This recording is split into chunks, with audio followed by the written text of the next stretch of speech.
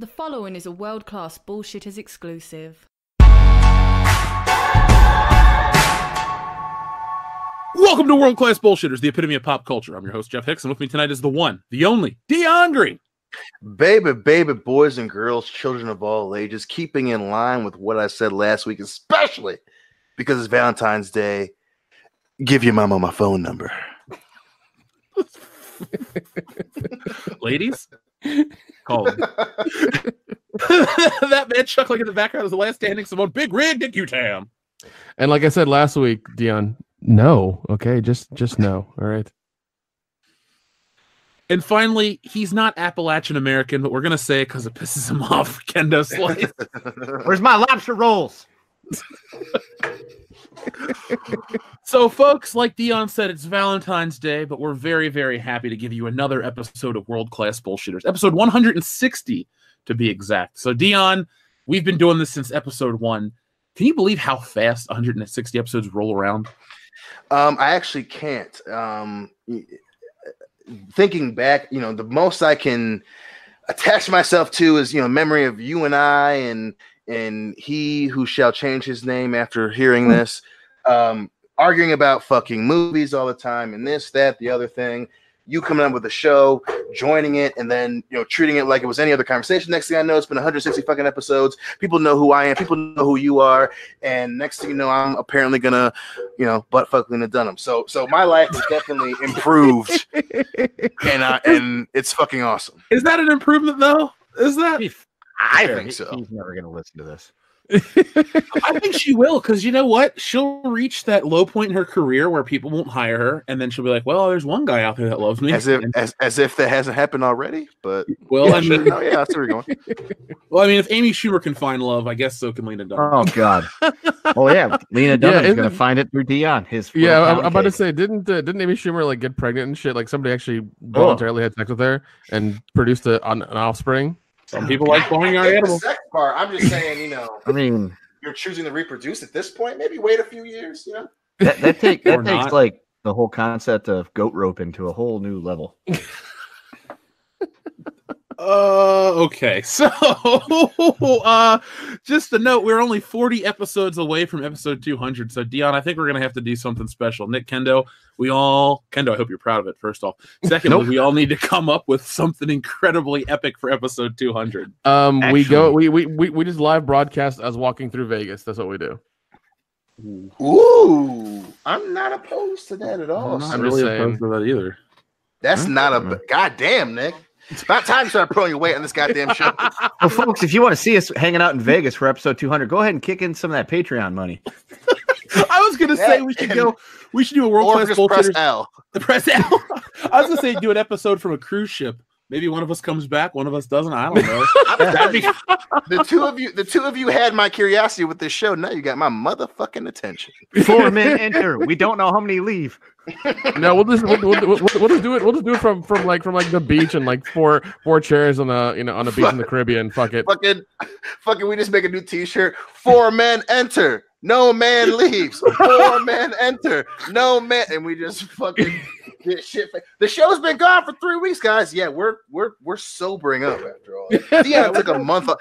Dion took FMLA fucking medical time off after the episode 200 celebration. That's dedication. Lives were changed. Lives were crossed. Things were said that cannot be unsaid. Yeah. Dion woke up buried on the beach. We don't know how. We weren't with him.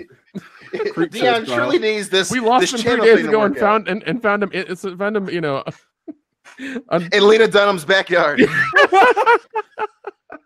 Was that a euphemism for? Never mind. So let's start talking. You get me? Yeah. Ooh, I don't want to. All right. So as always, we'd like to thank our patrons. We have a new patron, guys. This new patron makes me happy because we have Simple Jack Dynamite. Oh my god! Who has joined our Patreon page? So Simple Jack Dynamite, thank you very much. And I'd like to also give a very special shout out to our friend Admiral Tiberius. So he just joined the top tier elite level of our Patreon page. So we always appreciate that. I'll get your t-shirt size from you in the coming days, and I'm going to be getting back to everybody over there with all the messages and stuff you guys have been sending. So thank you to everybody who's been helping us out through Patreon. I'd also like to thank everybody who has mailed us a dozen Rose Ticos. I've been checking the emails, and we got these confirmation emails from Entertainment Earth. So they're gonna at least be like, I don't know, 36 Rose Ticos at the PO box minimum. It's gonna be kind of crazy. So just forward them to Ethan. It's fine. I kind of got plans for the Rose Ticos, man. Oh, okay, all right. I got plans for the Rose Ticos, but in the green room, bro. Yeah, man, we were talking about our plans. You know, we talk about this world-class bullshitter's house we want to live in. It's going to be based on Rose Tico, man. That's the foundation. Yeah, it's a Tico Tower. The Tico, we saw how that worked out for a certain franchise, so I don't think I want to take that risk yet, buddy. No. We're not too big to fail just yet. Well, I love you guys. We can make anything happen. That's right. So let's see what else we got to make happen before we start tonight's topic, the curious case of Rian Johnson's Star Wars trilogy. Oh, yes, Horror Hound. It is 1 month away. So world-class bullshitters will be at Horror Hound, Cincinnati, here in Cincinnati, at the Sharonville Convention Center on the 15th through the 17th of March. On day 1, Friday, we'll be hanging out at the show. Come find us. It'll be great. Day 2, Saturday, we'll be at the show, and we'll try to have a little meet and greet afterwards. We had one in Indianapolis, and you'd be surprised how many people showed up. We were surprised. Yes. It was a lot of fun, and it was surprisingly humbling. It's like all these people came up like, yeah, I love your show, this and that. I'm just like, wow, okay, cool. So the dildos came out. The dildos, we got dildos. See, the thing is, Dion got a dildo. Our friend Jeremy Peerboom gave me a stack of James Bond trading cards and a Princess Leia action figure. So Nick and I didn't get shit. Well, you're the newest one on the show. They don't know you yet. That's fine. Yeah, and you're not proud of the quality content. Yeah, and I'm technical support, so it's fine. I was happy with the tequila that we also acquired as well. That was actually really nice. It was. Oh yeah, Tim always gives us the hookup. Dude, yeah, nothing like walking back to the table after circulating, handing out cards to here's some tequila. Okay, thank you. Yeah. There was not a sober moment most of that weekend. No. Good. I do thoroughly enjoy. My favorite part is this. Papa Lape walked around a little bit. Nick walked around. Kendall walked around, and there was that brief bro moment where the four of us are at the table. Jeff and I are sitting there drinking beer literally for like 5 hours. We didn't get up and do anything. We were drinking. Kendall and Nick come back. They're just standing there. Nick got another chair somewhere. He just started drinking. I think I opened the bourbon. We got the tequila. We were sitting there drinking. It was fucking like just for perspective's sake, it's amazing we didn't get in any fucking trouble because we were sitting there drinking for that's 3/4 of a fucking day. Dude, that's how the horror cons are, man. Like you drink, awesome. They say, "Oh, don't bring in alcohol." It's like, yeah, what the fuck ever. But that's why that's the only reason we work horror shows and not comic shows, because comic shows, ooh, it's for the family, it's this and that. You know what? The kids are there. Yeah, I don't care about your kids. Fuck I'm Brock kids. Lesnar. I don't give a shit about your kids, okay? You keep them at home. You take them to your comic shows. We're a big boy podcast. We go to Horror Hound. We do that kind of stuff. Come hang out with us if you're 21 and over. The conventions are for you to come hang out with us. And this year is going to be no different. Here it's in my hometown. I know all the cool places. I think the guys and I might have to go to the Brazilian steakhouse. So we'll have to make that happen too. But if I'm gonna have to get my suit ironed. Oh, well, it's not that classy of a joint. Oh, okay, then never mind then. Yeah, right. It's not smart casual. Yeah. I mean, Phil went in the t-shirt and they still let us in. Well, that's because they also thought Phil was actually supposed to be on the menu. Oh my god! Ouch! I didn't know beluga whale was what was part of that menu. See, now he took it too far. I just made a shot. Now Nick's the one that's taking that ball just a little further over the line. Well, it's true. He's he has a special place in my heart. So. I did. It's funny. I mentioned you guys were coming to town, and he goes, "All of them." Have a special place in me. Of course, he goes, "All of them." Yeah, I said, "Yeah, all of us," and then he just goes, "Oh, okay, never mind." So probably because he was going to be like, "Well, Kendo and Dion could stay at my house," and Dion and I'll do the same thing we did last time. No, we're getting a B&B. Yeah. We thought about it. We talked about it, and we decided a resounding no.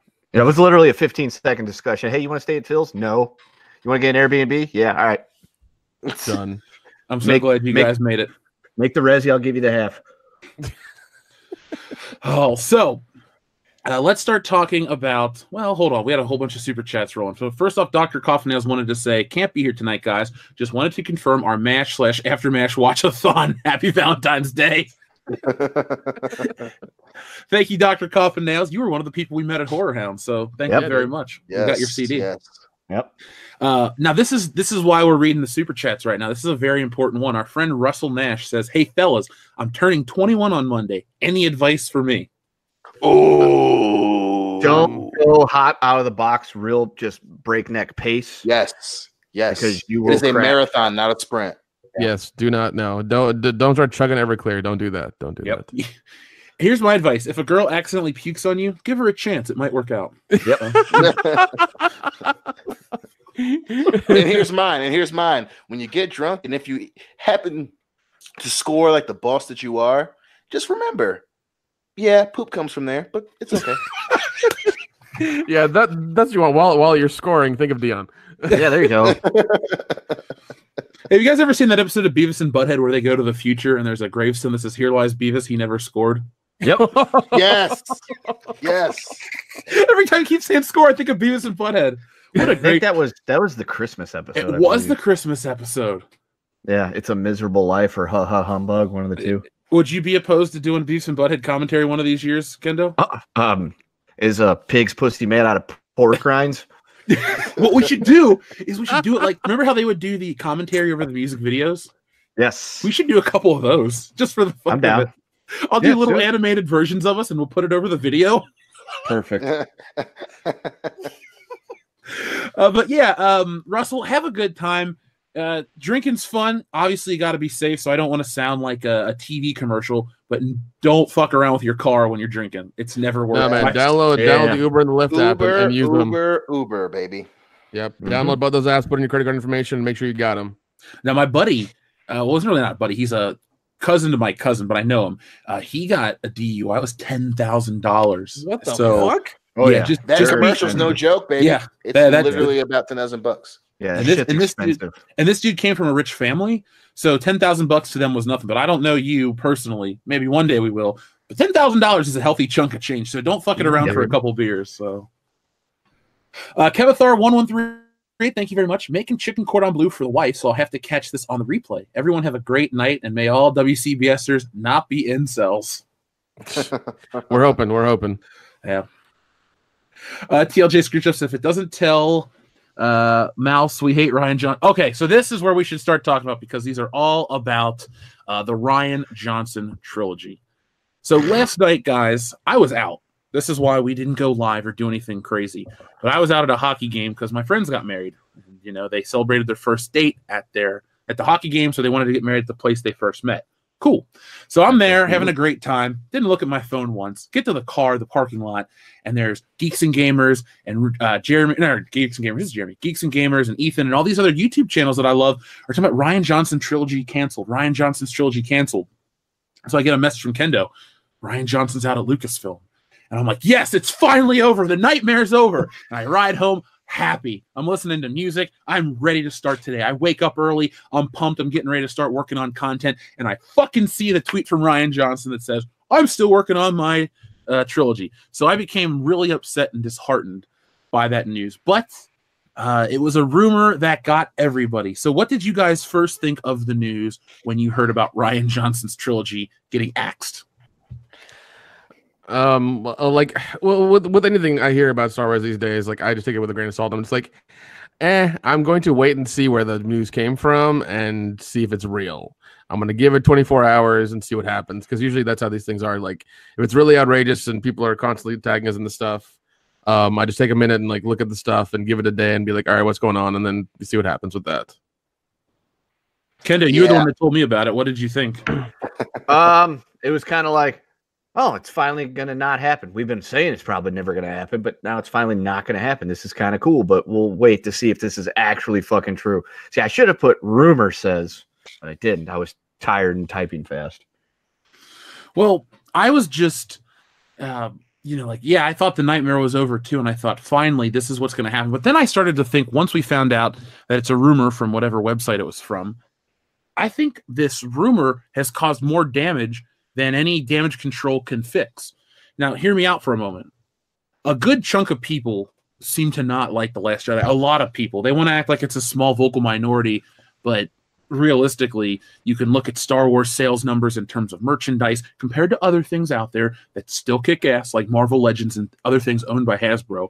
And Star Wars is a disappointment and an embarrassment at this point. I mean, it is the crown jewel of all cheap merchandise at clearance stores. It's like, hey, we got this, we got that, and we got Star Wars. And it's like, oh man, Star Wars is sold at Ollie's Tuesday morning, all these crappy stores, whatever. So there's this weird funk on Star Wars right now. And it's not bad enough that people dislike a movie. You got people that make the movies attack fans. You have people working at Lucasfilm that want to poke the bear. They constantly disrespect Luke Skywalker. And the thing is, when you disrespect these characters, you don't really just disrespect a fictional character. You attack the people that have made your brand what it is. And that's where I think a lot of the disconnect with Star Wars is right now. For a lot of people, it's like, well, they shit on Luke Skywalker, and these writers are like, haha, it's funny. But then everyone that goes to see your movie feels, pissed on, and they're like, well, then I don't want to go see your next movie. So you kind of, I don't know, kill your future. And that's where they are right now. And I think that people getting excited over this news and then being let down, I think it's going to hurt episode 9, because they're like, just when I think Disney is going to listen to the fans and do something right, they go back and they give us more Rian Johnson movies, and now I'm even more deflated than before. What do you guys think?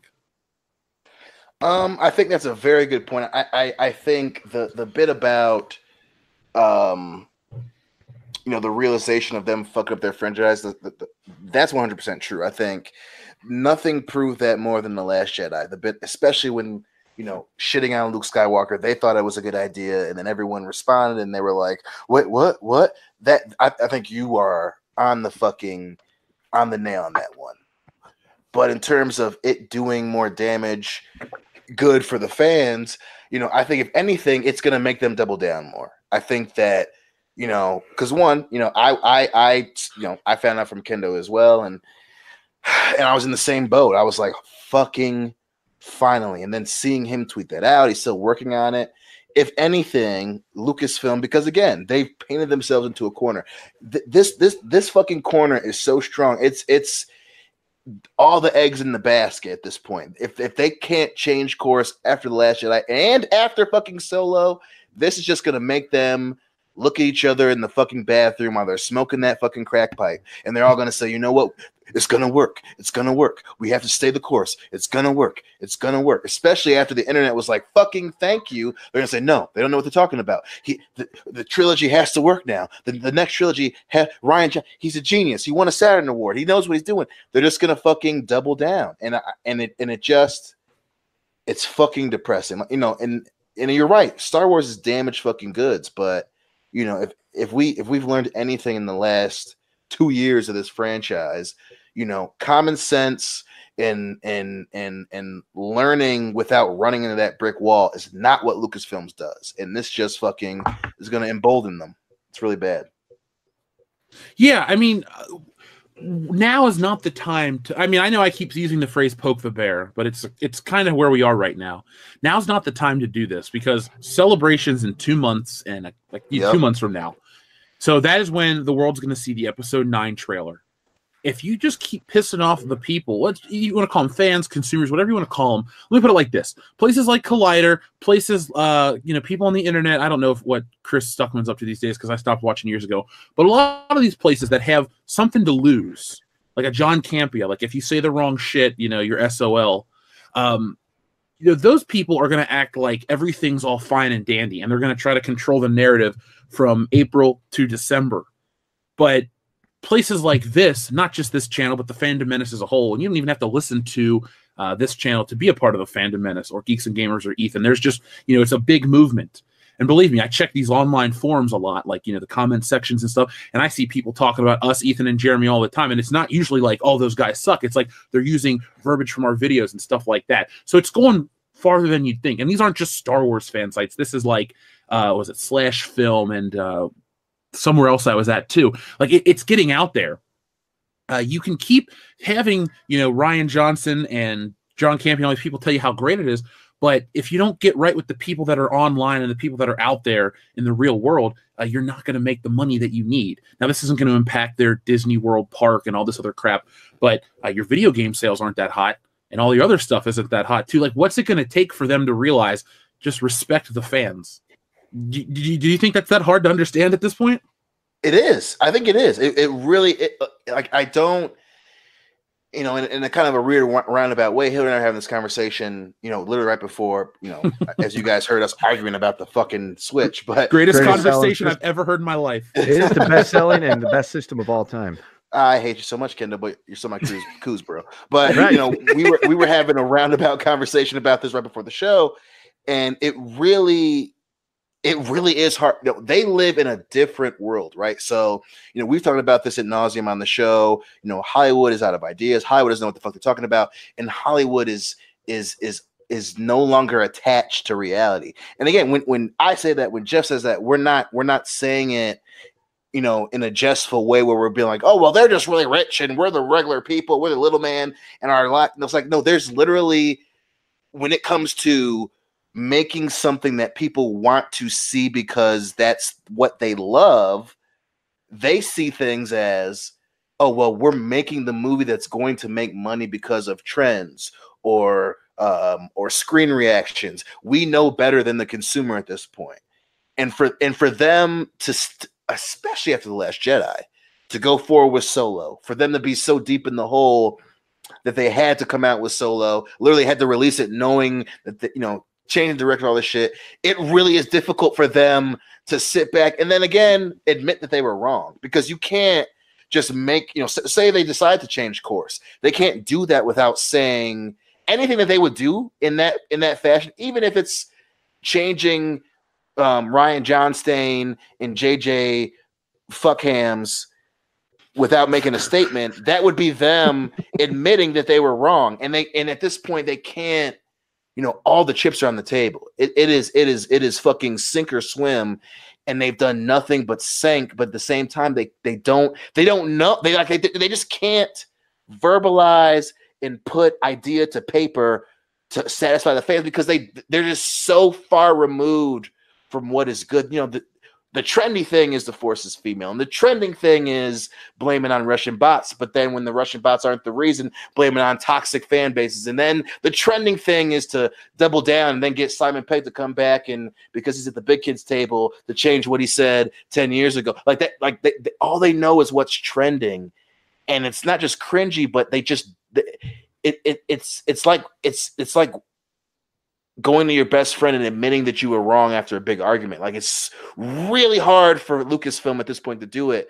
And it's just fucking, they just don't get it, man. It's the weirdest thing, but at the same time, it makes the most sense because they don't know what the fuck they're doing. The bitch worked with fucking Steven Spielberg and she doesn't know what she's doing. That's crazy. You got the motherfucker that couldn't finish his own TV show. And he's making, Lost? Yeah, he couldn't finish his own show, and he's making your must-win movie.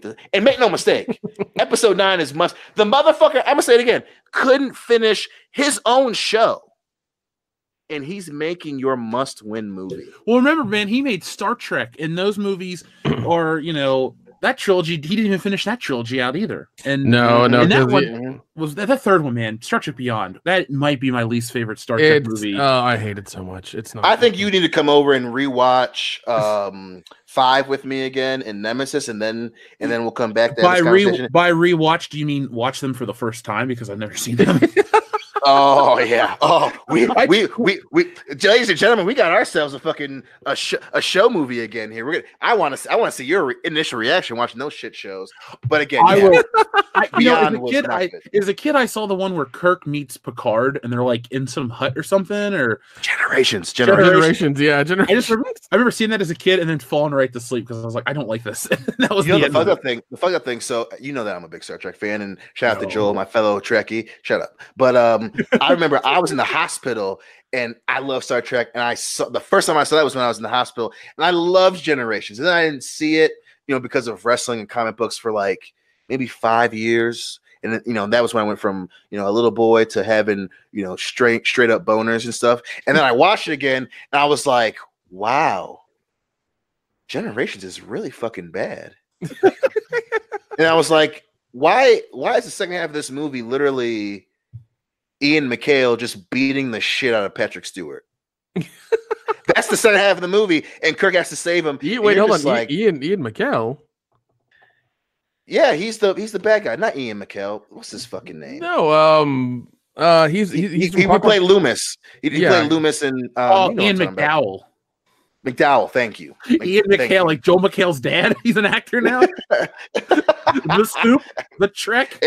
That explains why his fucking son's all fucked up. But yeah, man, it was like generation. Being an adult and watching that, you're just like, damn. Now I will never. No, Malcolm McDowell. Malcolm McDowell. I can't even get Malcolm McDowell. That's what it is. Malcolm We're stuck McDowell. on Ian for some reason. Thank you. Yeah, but I was like, no. It's Malcolm McDowell. Ian McDermott. Thank you, fans in the chat. Thank you. You guys could have been a little bit faster on the keyboard, but I'm not judging you. But thank you. I was like, I know who the guy is, but I can't fucking name him. Yeah, okay, all right. I know, Joe K470. We got it now. You should have typed that faster. God, now I'm fair. God damn it. Jamie, pull that up. I'm sure everybody was freaking the fuck out because you couldn't name the guy correctly. I'm trying to scroll up right now, and I know. God damn it, Joe Rogan. Fans, God, they were just like, "What the fuck is wrong with you?" They're like Ian McCall. Really? You're world class.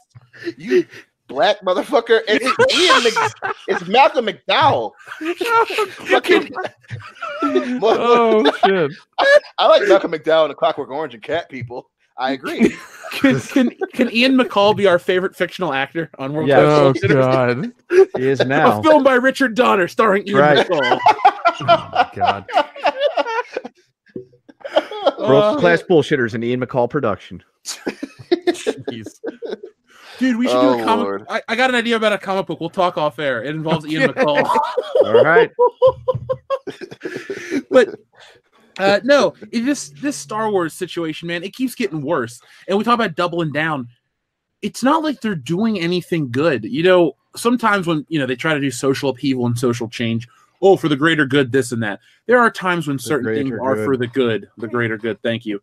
But this, like, changing Star Wars to appeal to a demographic that doesn't like it, and then here's the thing: I don't mind you trying to get more people to watch the movies. That's the point of a business. Believe me, I understand that. But you don't shit on everyone else at the same time. Right. And that's what pisses me off. And I think that's you don't change camps. You don't change camps. I shit you not. Last night at the hockey game, and people think, "Oh, Jeff, why are you doing this?" I talked to a girl who had blue hair and went on how much she hated The Last Jedi. It was hilarious. Just going on and on and on and on about this shit.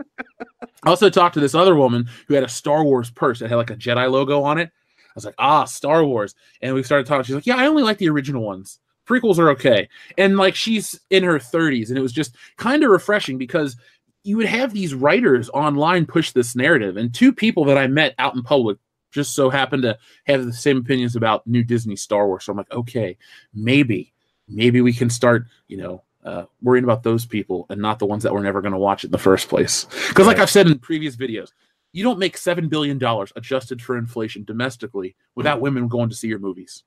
Yeah. Well, I mean, even then, like you've done some videos where you've said the demographic is white males in their 30s and 40s who are spending money on these things. Oh yeah, and they're not. I mean, I understand. Don't just be a piece of them. I get that, but like, if you're going to try to do this stuff, do it slowly. Don't just hit us in the face and be like, oh, you must like the woman and the minorities all or you're a horrible person. It's like, no, don't do that. And make them compelling, real characters. Don't make them cardboard. Please, make them actual people we want to, listen to and be around and talk to, not just irritating fucks that are just there for an agenda. Don't dress them in potato sacks. and that I feel like that should be the fucking low bar for any movie ever. It's just don't put them in potato sacks. Just don't do it. If the zipper goes all the way past the crotch, don't put them in that. The funniest thing about Rose-Tico is like they, back in the day, they over-sexualize these comic book characters and these fictional characters. And so they've actually gone the exact opposite. They put them in rags now. So can you dress a character less appealing than Rose-Tico? With the fucking hairdo, and then it's like, again, being detached from real life. When you're talking to someone you don't know, right? In order to stay engaged to what they're saying to you, there has to be something about them that is appealing, right? Whether it's their looks, whether it's what they're saying to you, whether it's the way that they're saying something to you, there's something about them that keeps you from walking away and being like, okay, fuck you, bitch, whatever. You look at so many characters in the entire new franchise. So many of them have none of that. They don't want them to be attractive, right? Because they're trying to prove a point. As far as being interesting, they specifically cut things out of their characters so you don't know anything about them. But at the same time, they keep things in that aren't interesting enough for you to find that shit out. And then on top of all that other shit, they do incredibly stupid things that makes you go, why the fuck did you do that? So there's nothing at this point, three movies outside of Rogue One that you have poorly created characters. There's, piggybacking off what you said, nothing interesting. They're not attractive. They don't sound smart, and there's no bait to make me come back to want to find out about them. No, and it's fucking crazy. They made 3 movies doing that. That's fucking insane. That's crazy. Dion, they've taken our favorite thing and turned it into dog shit, and it's impressive to say the least. Well, I mean, look at what Rob Zombie did to Halloween. You know. Yeah. There are no redeeming qualities to Rob Zombie's Halloween too. Yeah, but see, none of that. There were tits, sir. There were titties. God. Well, if you want titties, Dion, I have a couple websites that you can go to and look at them whenever you want. Not if you're in the UK. Oh God, I heard about that. ExpressVPN is blown up on YouTube, baby. And my hypothesis is because of the titties and the memes. And God damn it, if the world ain't free online, then Europe is lying to you. Can we just get a sponsorship with NordVPN or whatever the other one you said was? Come on, ExpressVPN. Come on, guys. Use the promo code WCBS Show and save 10% off on all your NordVPN. Private internet access. Yeah, one of those things. Come on now. We need an affiliate code. Video game nerd can get it. Why can't we? That's true. Goddamn right. We're just as cool. Right. Yeah, we'll just start marketing our episodes towards the UK and making some money there. There you go. Is the exchange rate good? Yes. Yes, it's very good. Okay, that's what we'll focus on. TLJ Screwjob says if it doesn't tell the mouse hates us, or we hate Rian Johnson, nothing will. Yeah, I think they know. And honestly, at the end of all this, I think this is just a distraction. He'll eventually walk away because all these other Hollywood projects that people were continuously working on have never happened.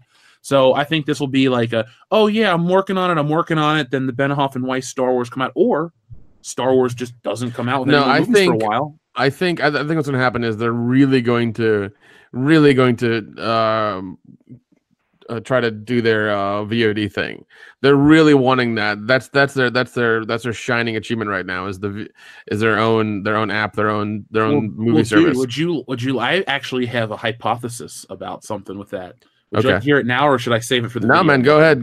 Let's get that now. I don't think Disney Plus is going to be what they have announced it's going to be, because there was an official announcement that Hulu is getting a series of new Marvel shows like Howard the Duck and all this other stuff. I actually had the article pull up. I was going to talk about that. And then there's also rumors that Luke Cage and Daredevil are going to find new life on Hulu as well. And now remember, Disney Plus was all about giving you Marvel and Star Wars streaming content directly to the consumer.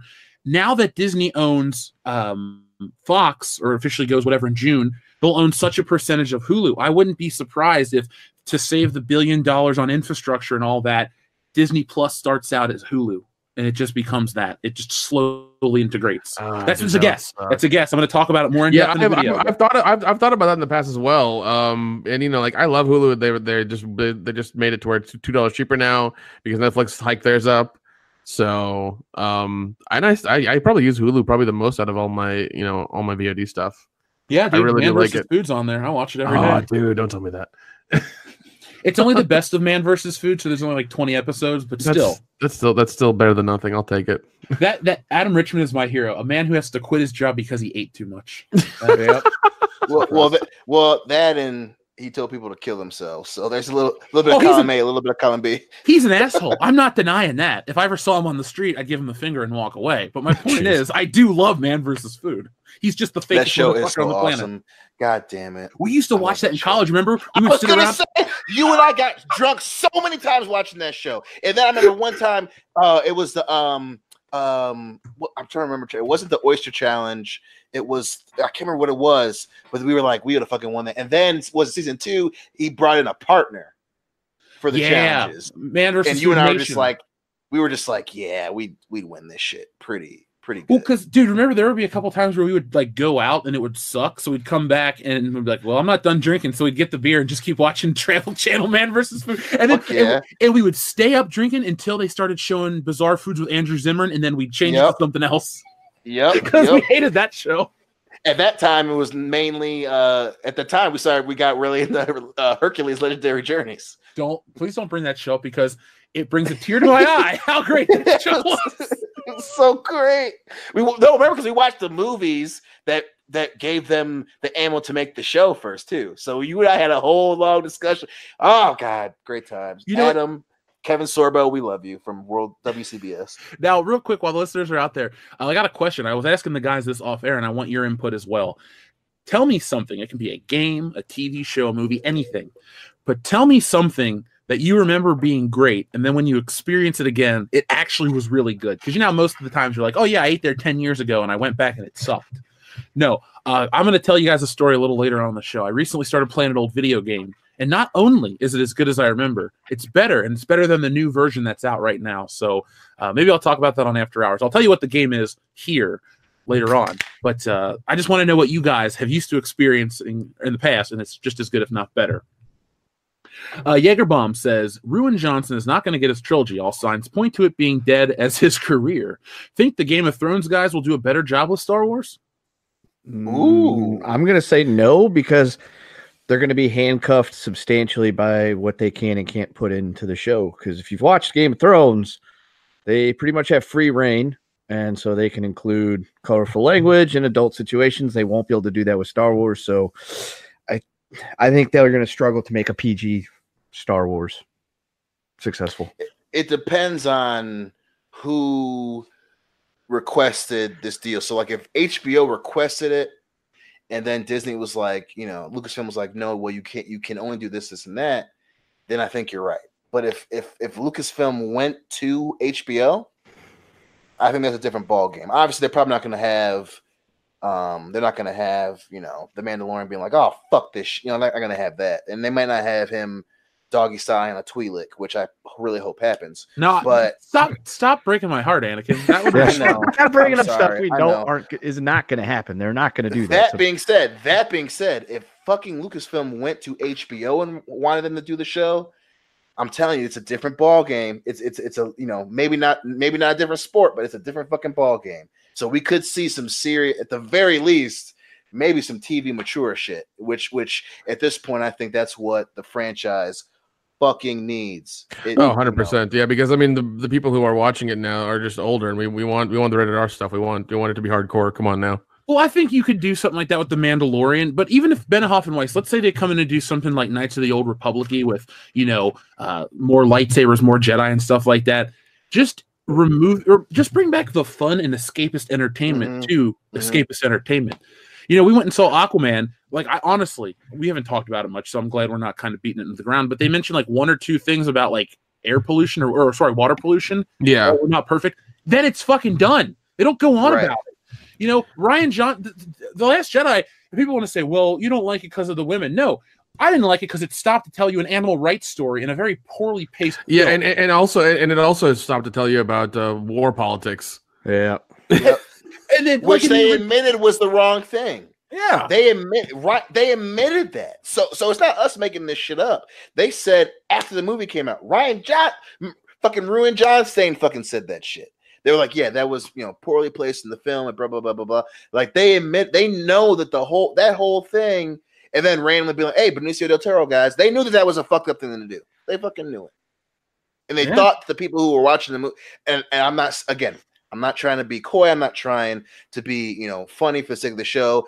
They put that in there because they thought the people who were going to pay money to see this movie were too dumb to realize it. Yep, they gambled on the wrong thing, man. Thankfully, Star Wars fans are smarter than than not the fans, but than Disney thinks.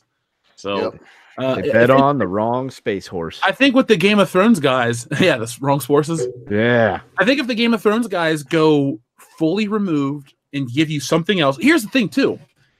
Don't be afraid to use the Star Wars theme. Don't be afraid to use the crawl. Right. Don't take away certain elements. Like I told you guys on last week's show, and I'm going to say it each week until the movie comes out. I'm going to bet you $1, each of you, so a whole $4 bet. Ooh. I think they will throw the 20th Century Fox Fair on episode 9 because they'll own it and they'll think, okay. A lot of people had that those issues like, is it going to be Star Wars before I hear the Fox fanfare? They're going to do it. I'm betting you $1 right now. Again, this is the same thing when I talk about other facets of entertainment with complete seriousness. I truly hope you're right. I really do. But again, this corner that they are in is so they know, again, even doing something so small as putting the fanfare at the beginning, and they could do it with the old filter where it looks like it's using the scroll, the fanfare and the images from 77. They even doing that to them is an admission of wrongdoing. Oh yeah, I'm not saying that. And I say that to say, at that point they would know that, hey, we're admitting that the first 2 movies suck.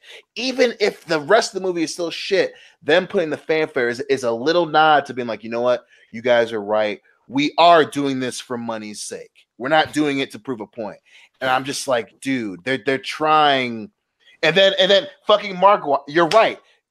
And I think they'll do the same thing with the scene transitions where they're doing swipes instead of just blank transitions to the next scene. They'll start doing the swipes too.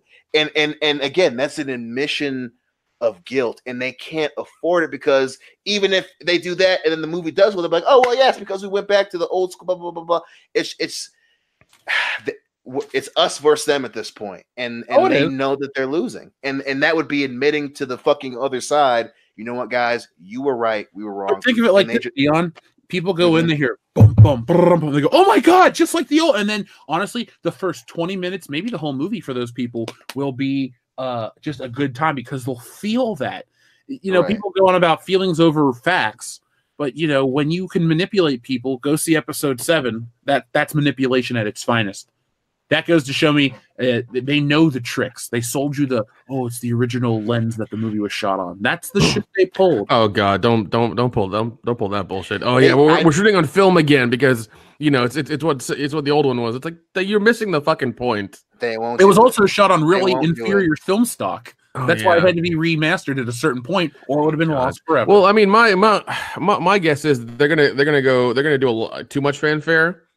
It's gonna be a giant, just like, hey, remember this thing? Hey, remember this thing? Hey, remember this thing? It's gonna be that all over again, just so they can kind of be like, yeah. I don't think so, guys. I think they're doubling down. They're gonna do the same shit or try other new shit and fail. They're not gonna go. It's just they can't afford. It's just especially after all the fallout from Solo.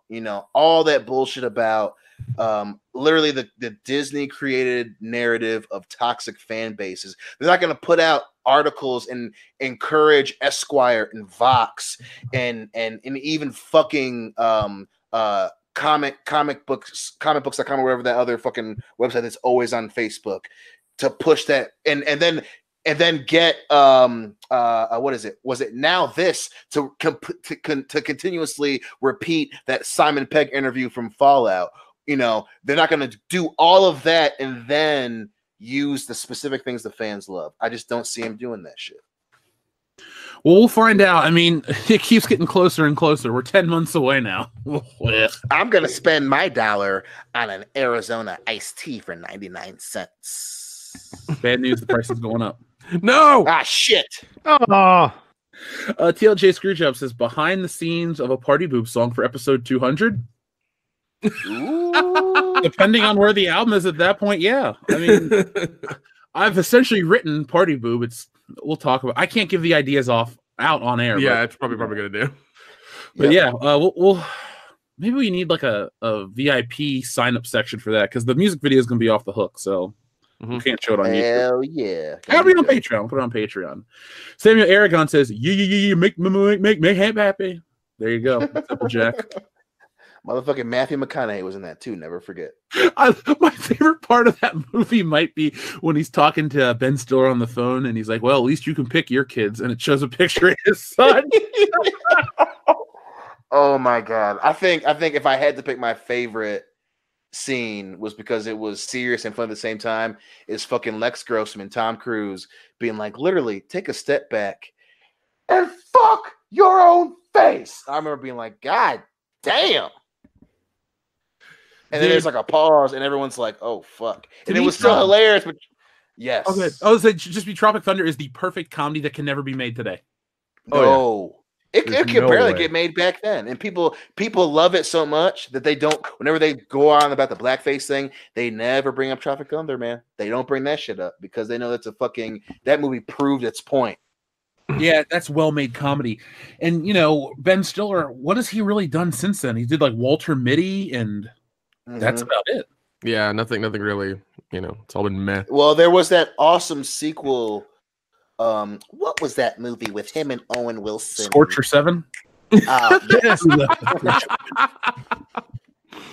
Oh, Zoolander 2.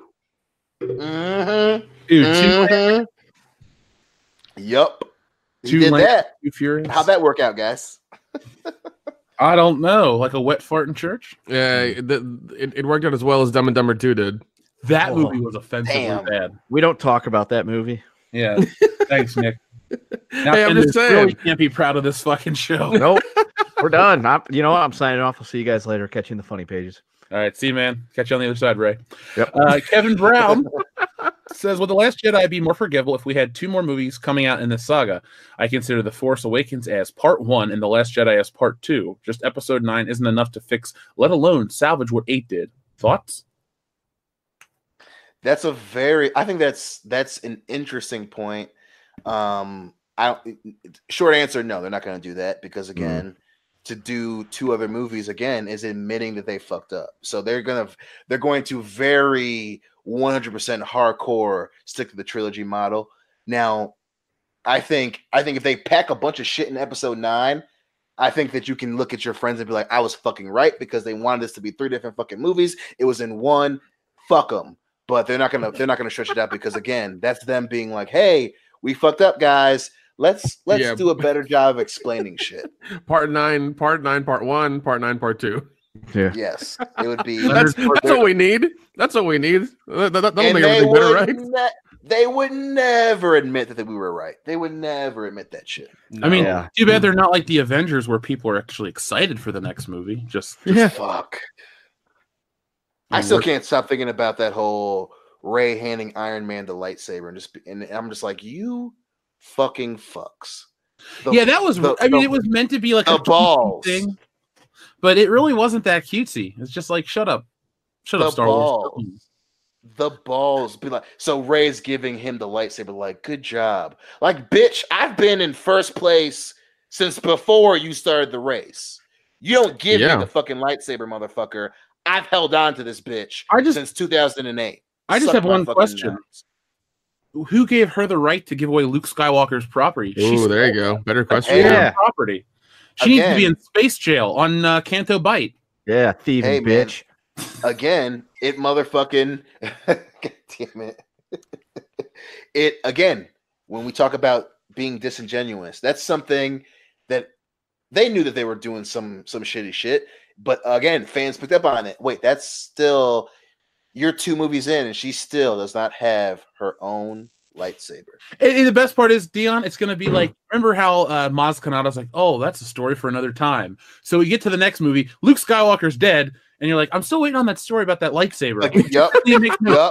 It's not a Yes. lightsaber that's been Yes. busted in half. Yes. It's dumb shit like that. See, to me, that's the perfect example of why Disney Star Wars is trash. You could even take out every piece of political nonsense that infuses that movie. Yep. It's imagery that gets you to think about the old shit. You go, why is it there? We'll tell you next time, and then there's no goddamn next time. That is what I hate about these movies. It's like Seven, especially. Remember this? Remember that? Mm-hmm.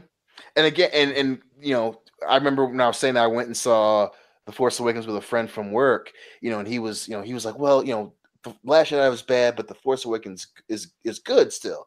I was like, so remember the lightsaber thing? He's like, yeah. I'm like, so why don't we know how Miles got the lightsaber? He goes, we're gonna say in episode 9. I was like, so you're telling me they're gonna wait 2 movies to explain that, Marty?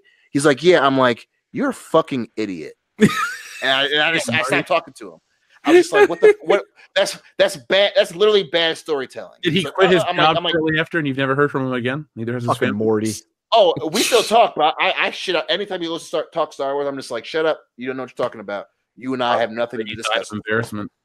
Yeah, and he knew that he was wrong. And I was like, oh, so they're gonna wait 2 movies, Marty? That's the thing. Oh, okay, cool. The thing is, to me, it's not just a Star Wars problem. It's a Disney movie problem. I was checking out a YouTube video.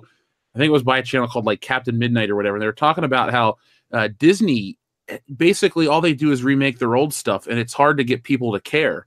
And I think being the juggernaut they are and having the buying power that they do, they constantly set the trend. It's like, well, we're going to do this because it makes money in the short term. Then we buy up everything. We do it with everything else in the short term, and then the cycle begins anew. And it's just like, and it's not about bitching because they're in first place or anything like that. Because that's why we still enjoy Marvel, because it's still that first generation of Marvel movies, and you can theoretically continue the next because there's so many stories to tell, but you can't ruin said characters to push either an agenda or to bring in a new character that's not accepted yet. Telling everybody this character is great and powerful and then not showing it, and then when the movie comes up, shit just happens and we're supposed to believe what we're told in the press releases doesn't work. It's got to be in the movie, or it's got to be exposition somewhere earlier on.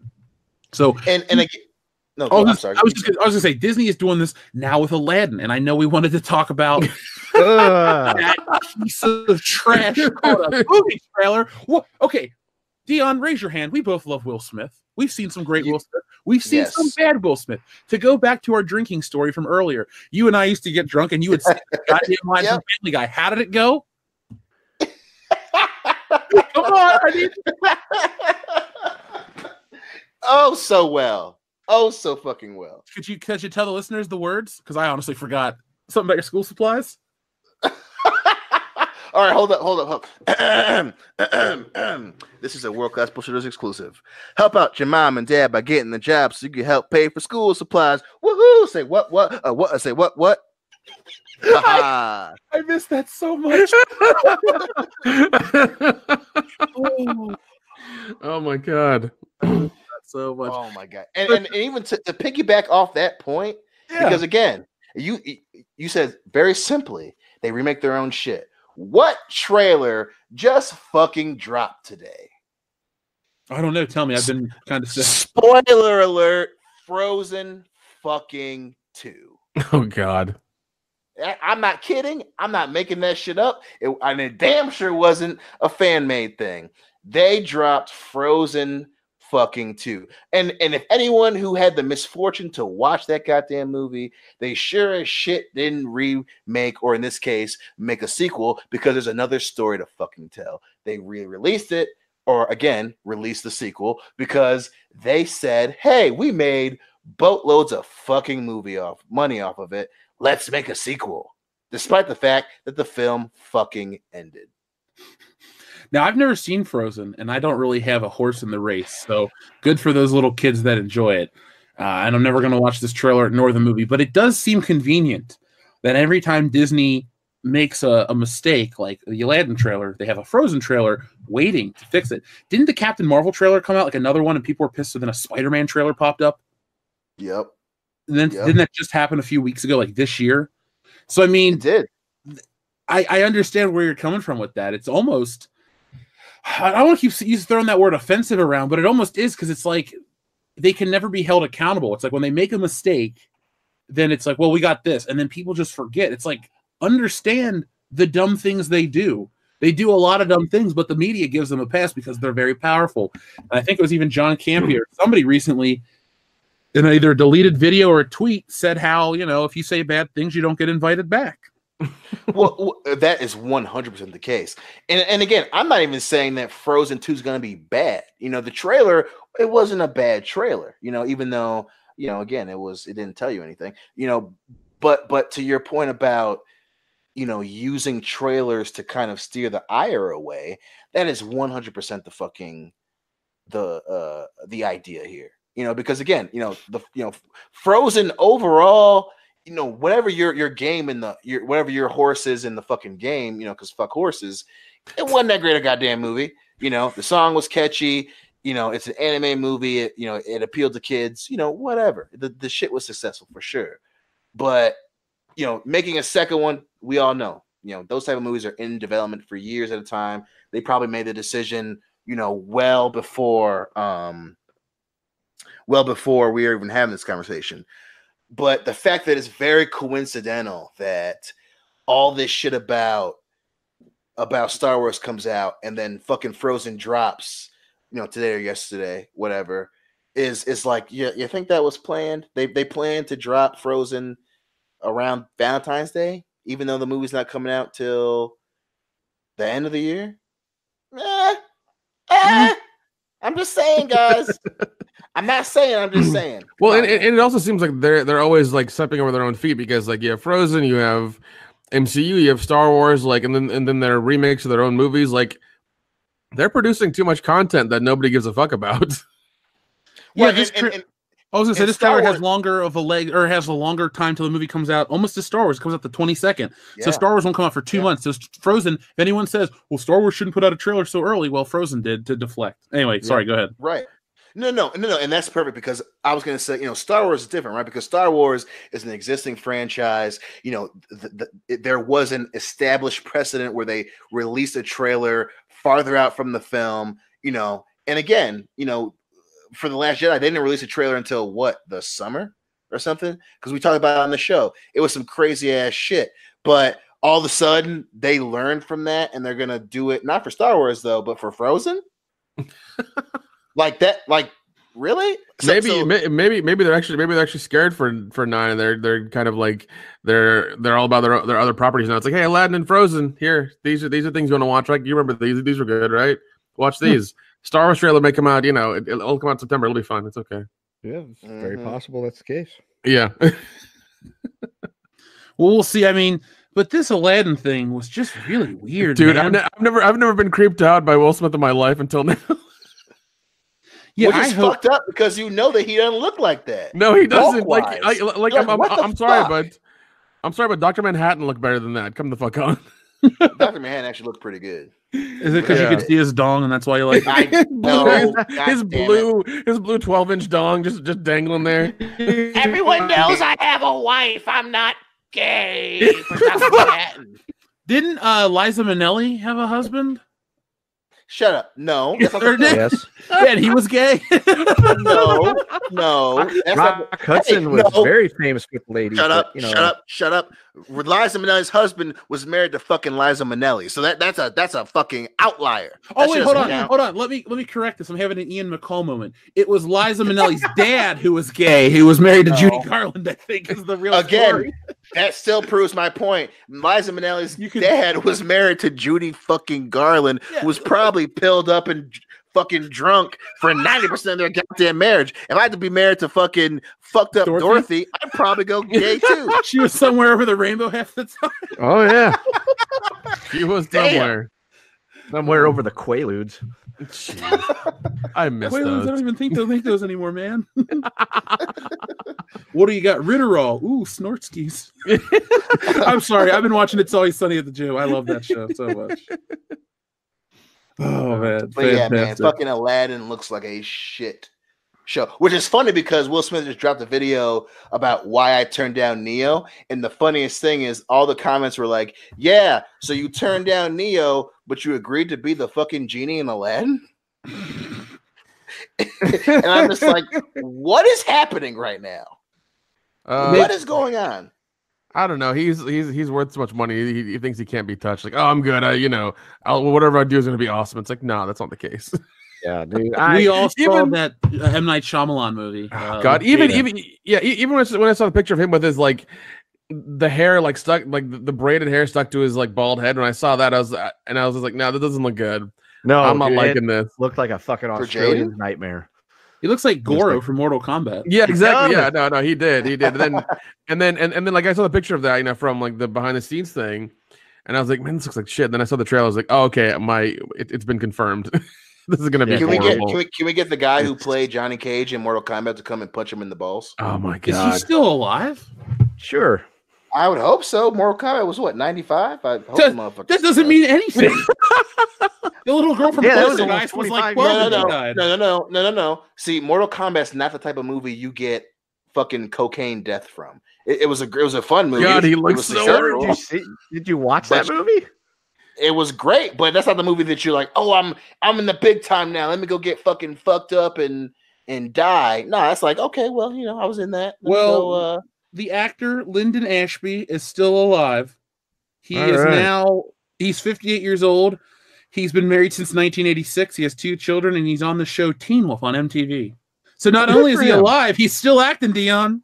Lyndon, Yeah. I know that from something, not Teen Wolf. I know that from something else. He was the Sure he president, did. Lyndon Ashby. No, go down from his filmography. What else was he in? Sure, I'll stop I know the that fucking podcast to name. talk about this filmography of Lyndon Ashby.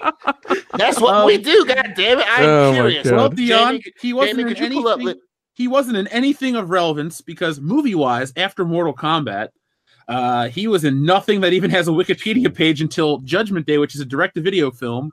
Then he was in Sniper 2, Wild Things 2, Wild Oh my Things, God. Diamonds in the Rough, Resident Evil Extinction, Prom Night, Against the Dark, National Lampoon's Van Wilder, Freshman Year, Hunger, The Joneses. Oh god. Okay, technically he was in Iron Man 3.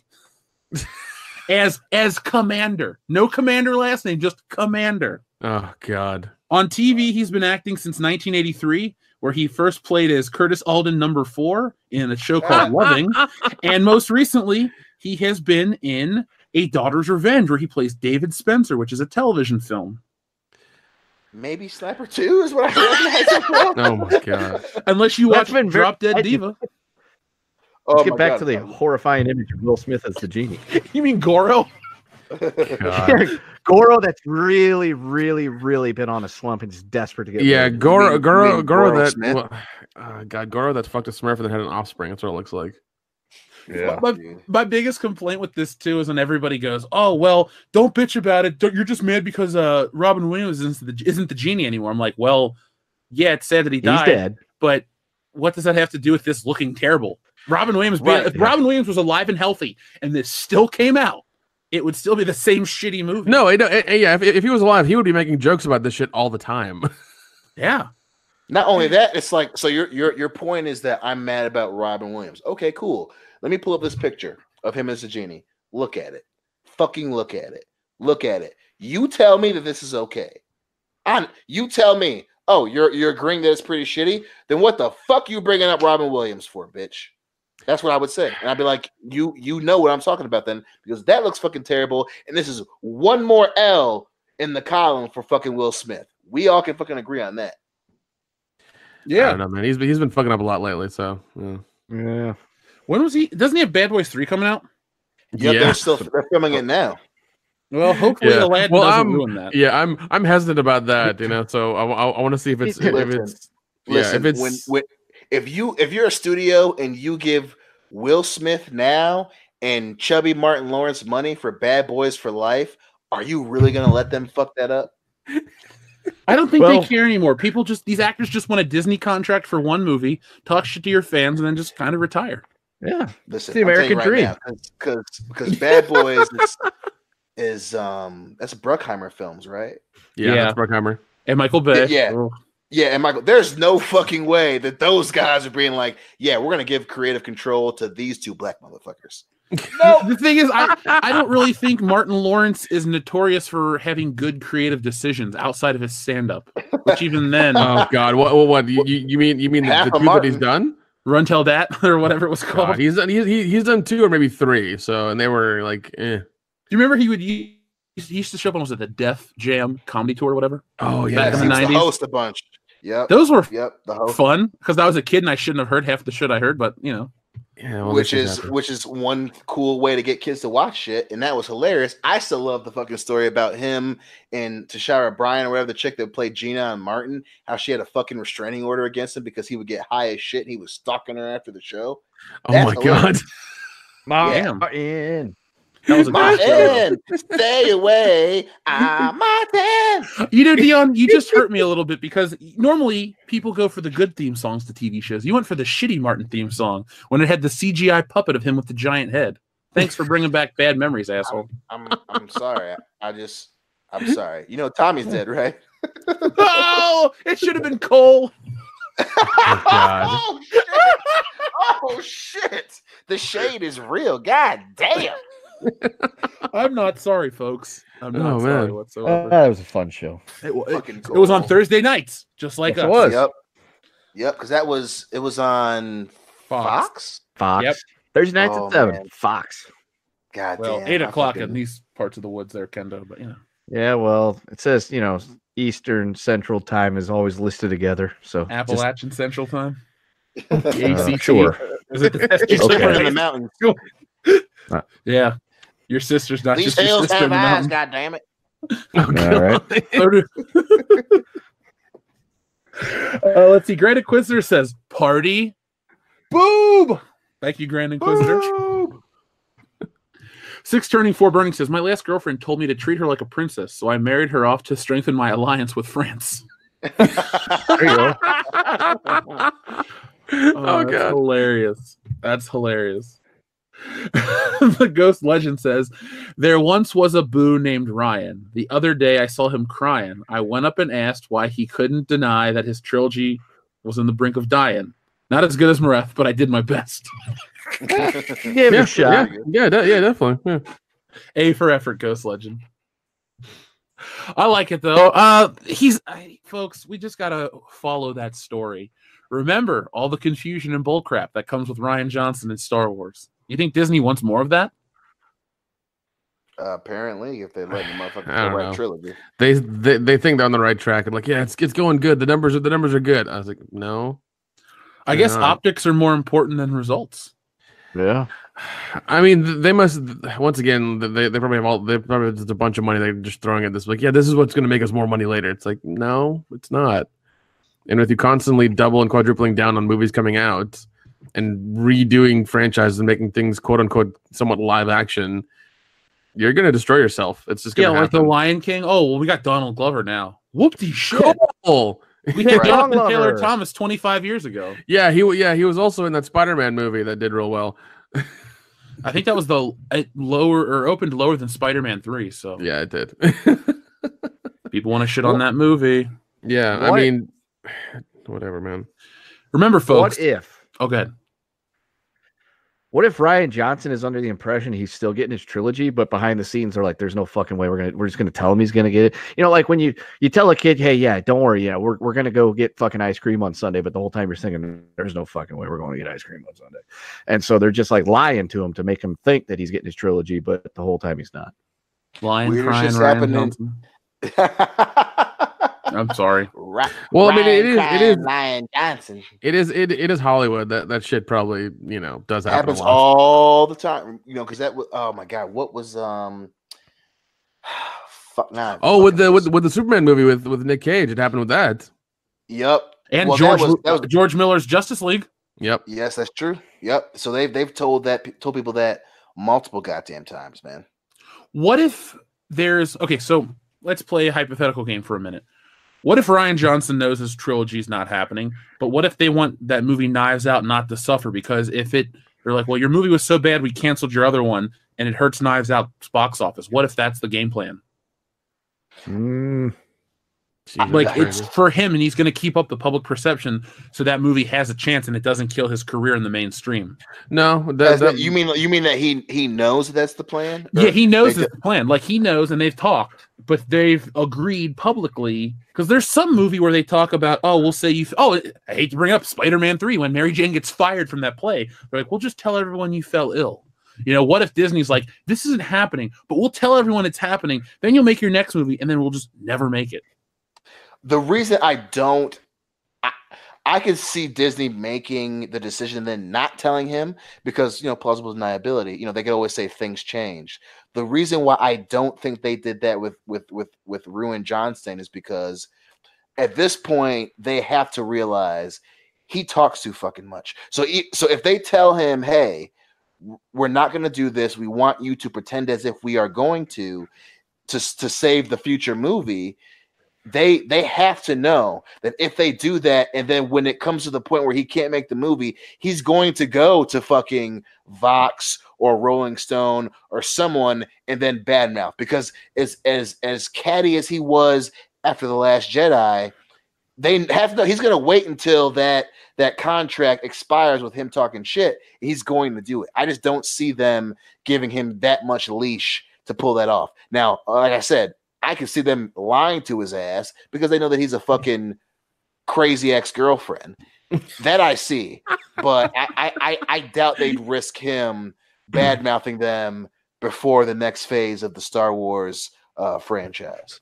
That's what I'm saying. That it'll never be publicly said. It'll just not happen. Just but I'm saying the difference is he will say something. He's going. So even if he says okay, because he's gonna think that his career is safe. So him doing that, he's going to say, my career is safe. I can do whatever I want. I'm not going to take the blame for Star Wars because a decade from now, the fucking shoe is going to fall, undoubtedly. And I don't see, and Disney knows that. Disney's not going to tell him everything and then be like, hey, just don't say anything right now.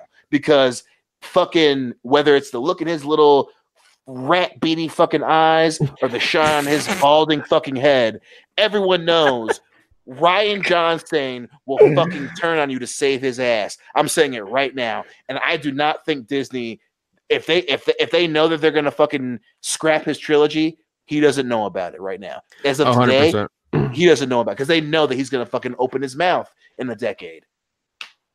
Oh yeah, I forgot he does kind of say stupid shit on Twitter and then it gets deleted. Yep. Yeah, he's gonna have not just that. I mean, like there are several interviews with him and Mark Hamill where the people have like, taken video of it, and he said some really dumb shit and said really dumb shit towards Mark Hamill while he's sitting next to him. Like it's all there. All of it's there. Well, we'll find out that it's not happening, folks. Now, Brett Favre has a very disappointing message. So he says on Collider, they had a top 10 Star Wars moments, and they had Rey's introduction, scavenging on Jakku over the Phantom Menace lightsaber fight between Obi-Wan. And Obi-Wan versus Anakin on Mustafar from Episode 3. Oh, get fucked. What? Oh, fuck off. The best part of a bad Star Wars movie, that lightsaber duel, got usurped by Rey sliding down a wall of sand because it had some piano music. That's bullshit. So no one believes that. What's number one? The time where Luke Skywalker gets that piece of like toilet paper taken off of his face by the medical droid? Is that the number one moment? You know what, Dion? We know Star Wars. What are some other stupid moments that should be number one on Collider's list? Seriously, oh my god, how much time do we have? Because there are so many. We could keep it a secret by Anakin when he's trying to seduce a grown ass woman. That's fucking one. Here's another one. The part where he levitates the apple and flies it around like, oh, look at me, I've got the Force. Suck my dick. No. Not only that, he does it to Padme, and she sticks the fork in and goes. You're like, wait, what? What? Yeah. Oh my god. What? Oh my god! Oh, here's the part where they're riding in the fucking thing together, getting ready to go out for the execution, and they're like sitting there kissing each other, all like, "Oh my god, we're gonna die together," but we love each other. It's like, fuck off, that's stupid. We don't need this. And not only that, you have Padme again. She's capable. She's kind of charming, right? She's going against a giant fucking wildcat, and he slashes. She goes, ah. And her response, she rips it off. It becomes a fucking midriff. You're like, wait, am I watching an Abercrombie and Fitch? How much time we got, Jeff? Oh, here's another one. Here's fucking another one. Oh my god, you got fucking Obi-Wan Kenobi with his mullet, the Obi-Wan Kenobi fucking mullet, and he's fucking going to hug what's this guy named Dex, the fucking owner of a goddamn Denny's. Yeah. He's the owner of a fucking It's Denny's. the 50s daughter in Pennies. goddamn Star Wars. Yeah, we don't know how they know each other, but and he's just like, oh, Dex, and they hug each other, and the motherfucker pulls his fucking pants up from the back. That's true. That's That a moment happened. greater. That's number one. I didn't make that shit up. The space wedgie. The space wedgie to mullet Obi-Wan. Holy shit! How much time we got in this motherfucker? Hello Here's another there. good one. Everything to do with episode 1 that didn't involve Darth Maul, Qui-Gon, and Obi-Wan. Every moment you said so far from episode 2, I think there's a trend here. Well, episode 2 was really fucking bad. Yeah. Oh, Dude, you're right. Let's change fucking gears here. We'll go for a moment to episode 3. My favorite of the prequel, which I still say is a good movie, but again, so much cringe. Here's a good one. Hey, your girlfriend or wife at this point told you that she's pregnant. And again, there's a scene where she's sitting there randomly brushing her hair out in the fucking balcony, and motherfucking Hayden Christensen, aka Darth goddamn Vader, is staring at her. Not like, hey, I love you, but like, hey, I want to wear your goddamn face. And he goes, you're so beautiful. And she goes, well, it's because I'm so in love. He goes, ha ha. He goes, ha ha. No, it's because I'm so in love with you. And I'm like, are these fucking people talking? Did Tommy Wiseau write this? Yes. What he the did. fuck? Yes, he did, because that motherfucker, that was Jeffrey Dahmer standing at a victim. That wasn't a man in love. We were about to watch a fucking murder, Hayden Christensen. Where is fucking Natalie Portman, and what have you fucking done to her? You know what we That's need to my do? question. I need to make a video response to Collider and just put the dumbest moments of Star Wars as a top 10 and act like it's completely serious the whole time. Yeah, absolutely. It's like the time Obi-Wan Kenobi used the Force to close the door in episode 3. That's our number 7. And they'll go on for like 10 minutes why it's so important to the story. The time that Ben Swallow showed up without his shirt on. It's an important moment in the progression of Star Wars history to be more progressive and trendy and all this other shit. High-waisted pants are making a comeback. Upper male high-waisted pants. The time that a man with no shirt on, he's talking to some probably annoying bitch, and she's like, "You killed him!" And then they have their little their force Skype call is over, and he wipes his face, and there's water on his hand, and it's just like, wait, what? I forgot how dumb that part was. God, That was the whole so thing was fucking stupid. We're having a Skype call. You killed him, and he's like, "Oh, I got water on my face." Kendo, have I ever done a Star Wars movie on the podcast proper from movieguide.org? No, we haven't. We only did that when we were recording shit for the Patrons and we were watching Octopussy. We're fucking bored. God, Octopussy is the worst movie. It is bad. It is definitely at the bottom of the Bond heap. So folks, movieguide.org is a very I don't know how to say it, like a religious website where it rates movie content and it gives. Oh god, no! You have to go. There's another one called Dove. That's even worse. Well, listen to this. Movieguide.org gives Star Wars: The Last Jedi a 4-star for quality, but a -2 for content, and it says extreme. Oh, this ought to be good. Extreme caution. And now let me tell you why the movie is ranked like. Oh wow. It gives you how to address your comments to Robert Iger, President CEO of Walt Disney, and it gives their phone number. Nice. Movieguide.org is weird. Anyway, this is what it says about movieguide.org for The Last Jedi. Very strong, lightly mixed or syncretic, new age, mystical pagan worldview promoting false Hindu pan-atheistic and occultic practices of meditation, astral projection, levitation, ontological nominalism, magical thinking, and mind over matter. At one major point, Luke Skywalker levitates while assuming the lotus position, like some sort of bogus Hindu yogi, that overwhelms the movie's moral redemptive elements, in which a character says Godspeed, a character urges prayer and brief talk about saving souls, which promotes fighting for freedom and reestablishing a republic against totalitarian evil, as well as trying to get a conflicted bad guy to repent and turn back towards the light, plus brief implied anti-capitalism, foul language, 6 relatively high obscenities, mostly D and H words, violence. Almost constant action violence includes battles and explosions in space, battles on 2 different planets, 2 heroes destroy a casino resort to ride by riding through while sitting atop a large alien animal used for racing, duels between people wielding lightsabers and lightsaber whips, and laser battles between soldiers and rebels. Sex, no sex scenes, nudity, upper male nudity in 1 or 2 scenes, alcohol use, background alcohol use in scenes set in a gambling casino. Smoking and drug use, none. Miscellaneous immorality, gambling at a casino resort, stealing, brief moral relativism, implied slavery, but rebuked. Jesus, whose angry single mom made this fucking list? Oh, she's not single. Christ. Poor husband. Yeah, and they're 8 kids. Jeez, man. That was probably written by how, Jenny like, and how McCarthy. many times did you watch the movie? And I'm sure they took fucking timestamps as well, like when all these things happen. The thing is, Oh, I would, God, if somebody's like, "Oh, what's your thoughts on The Last Jedi?" I'd be like, exercise extreme caution, but it'd be for completely different reasons than the one that were just stated. I'd be like, "Listen, it's a horrible movie. You're gonna fucking hate it. If you're a fan of Star Wars, you're gonna want to punch yourself in the dick." I like how too that she brought up the fucking upper body male nudity, which is funny because I think everyone can agree if we all have to see male nudity or any nudity at all, everybody wants to see titties. Like you chose the wrong side of the pendulum. You chose fucking Adam Driver. It's like, God, like what the Who fuck? else has any in the Star Wars universe to, The Twi'leks titties from Return of the Jedi. I meant in The Last Jedi. Who in that film actually has more than Adam Driver? Exactly. Leia, on. technically, she's fat. She was so I guess dead in space. All right, bro. Yeah. We don't talk about Mary, that. a little spoonful of sugar, bitch. That ain't sugar. Go get Rosewood.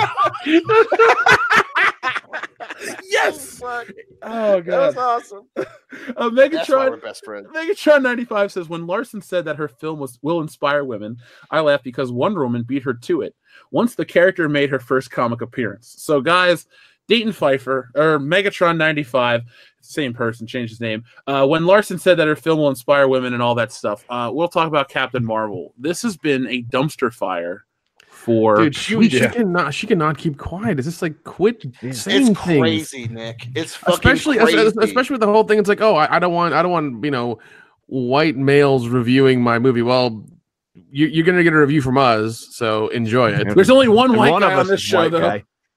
Yeah. Kendo, you're Who gonna is have to he? sit this podcast out. Taking a knee for Larson. She can't help herself. Yeah, ever since she's gotten this movie, like she's like, oh, I'm there at the top now. It's like, no, you were just the cheapest option and the last woman who they haven't had for the MCU yet. That's what you are.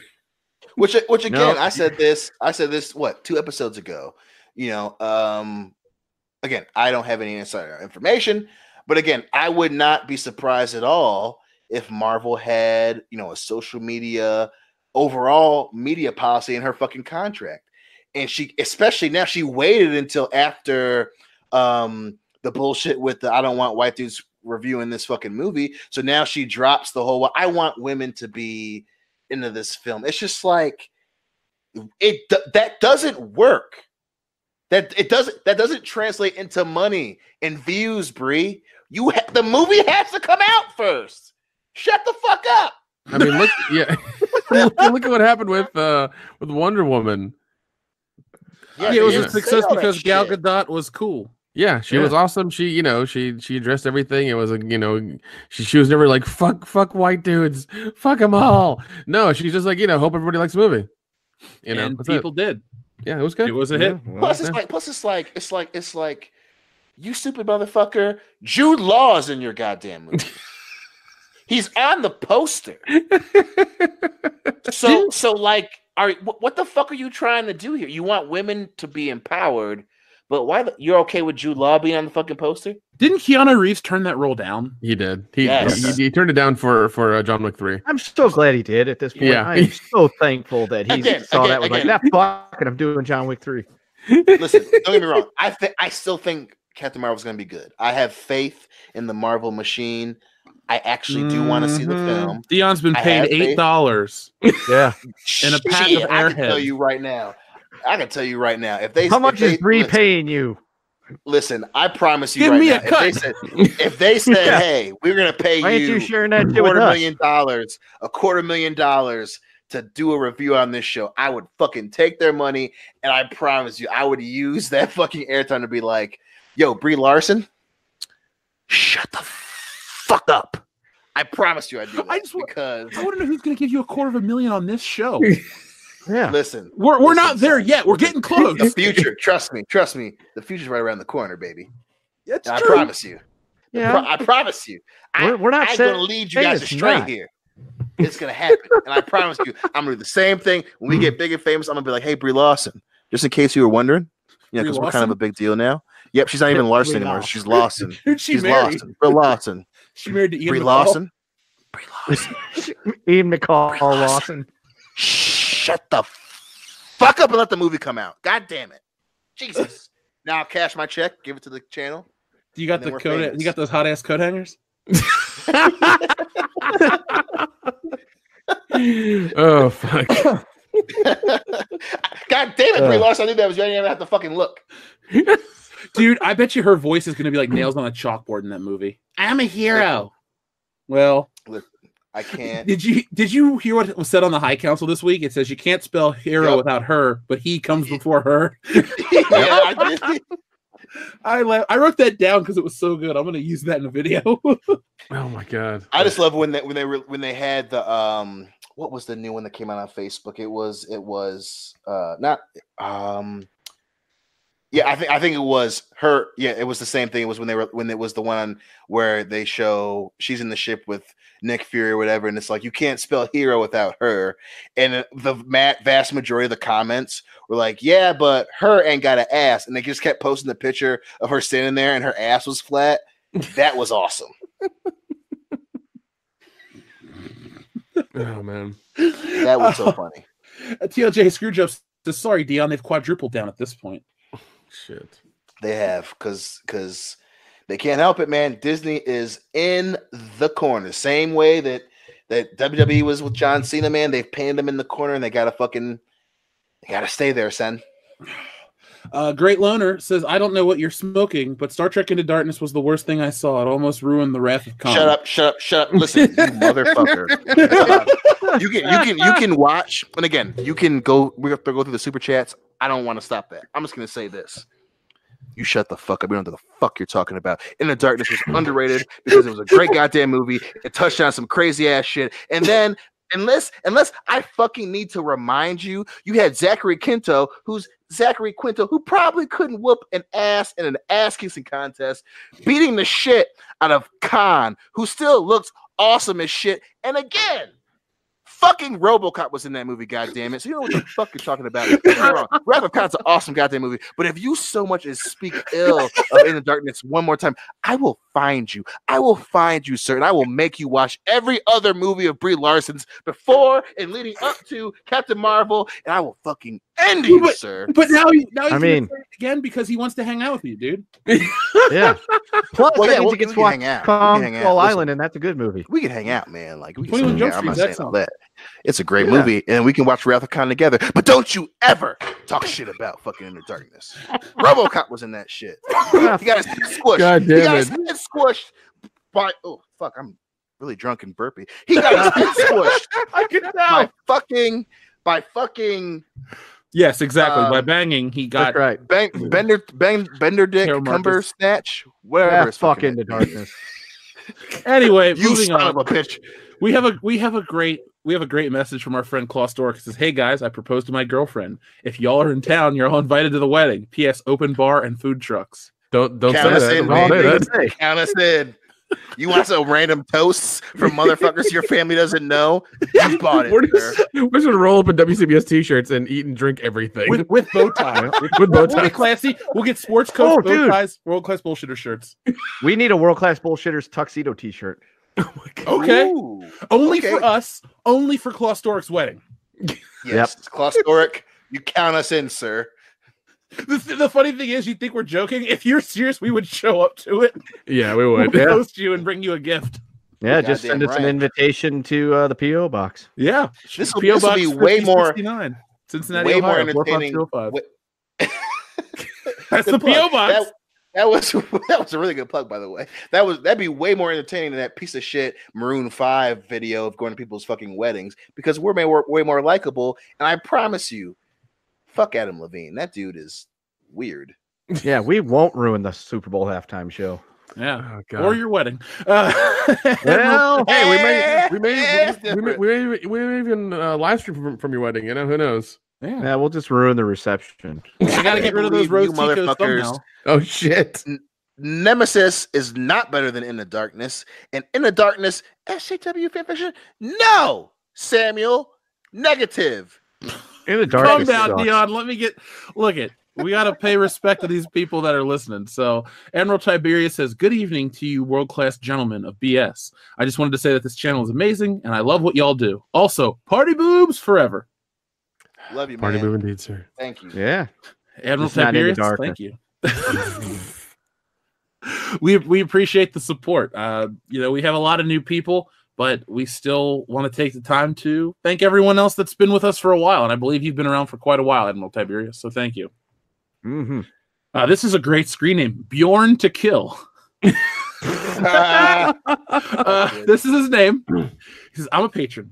How much would it cost to have y'all watch party Brain Smasher, a love story? Also, fist a clown for Jesus." What? Wow. That was all over the place. Yeah, There's a anyway, lot packed into that one. There's a lot to unravel in that one, buddy. Bjorn to Kill, to do a watch party. Just check it out. It's posted in the tiers. We got to find out what the movie is first. Yeah. Because we don't broadcast the film. So, Nope. Tim Riggs, thank you very much. Jar Jar Abrams is not a man with a plan or an original tan. He may not fail spectacularly, but let's face it, he can't close the story. Failing at a finale is almost guaranteed with him. Yep. Oh shit, that's true. He does not have a plan. And if he wants a plan, fucking give us a call, you piece of Well, shite. here's the question I have for us. How would you close it? This is for the listeners too. How do you close this out? Do you, like I would do you rush through the episode? How do I say that?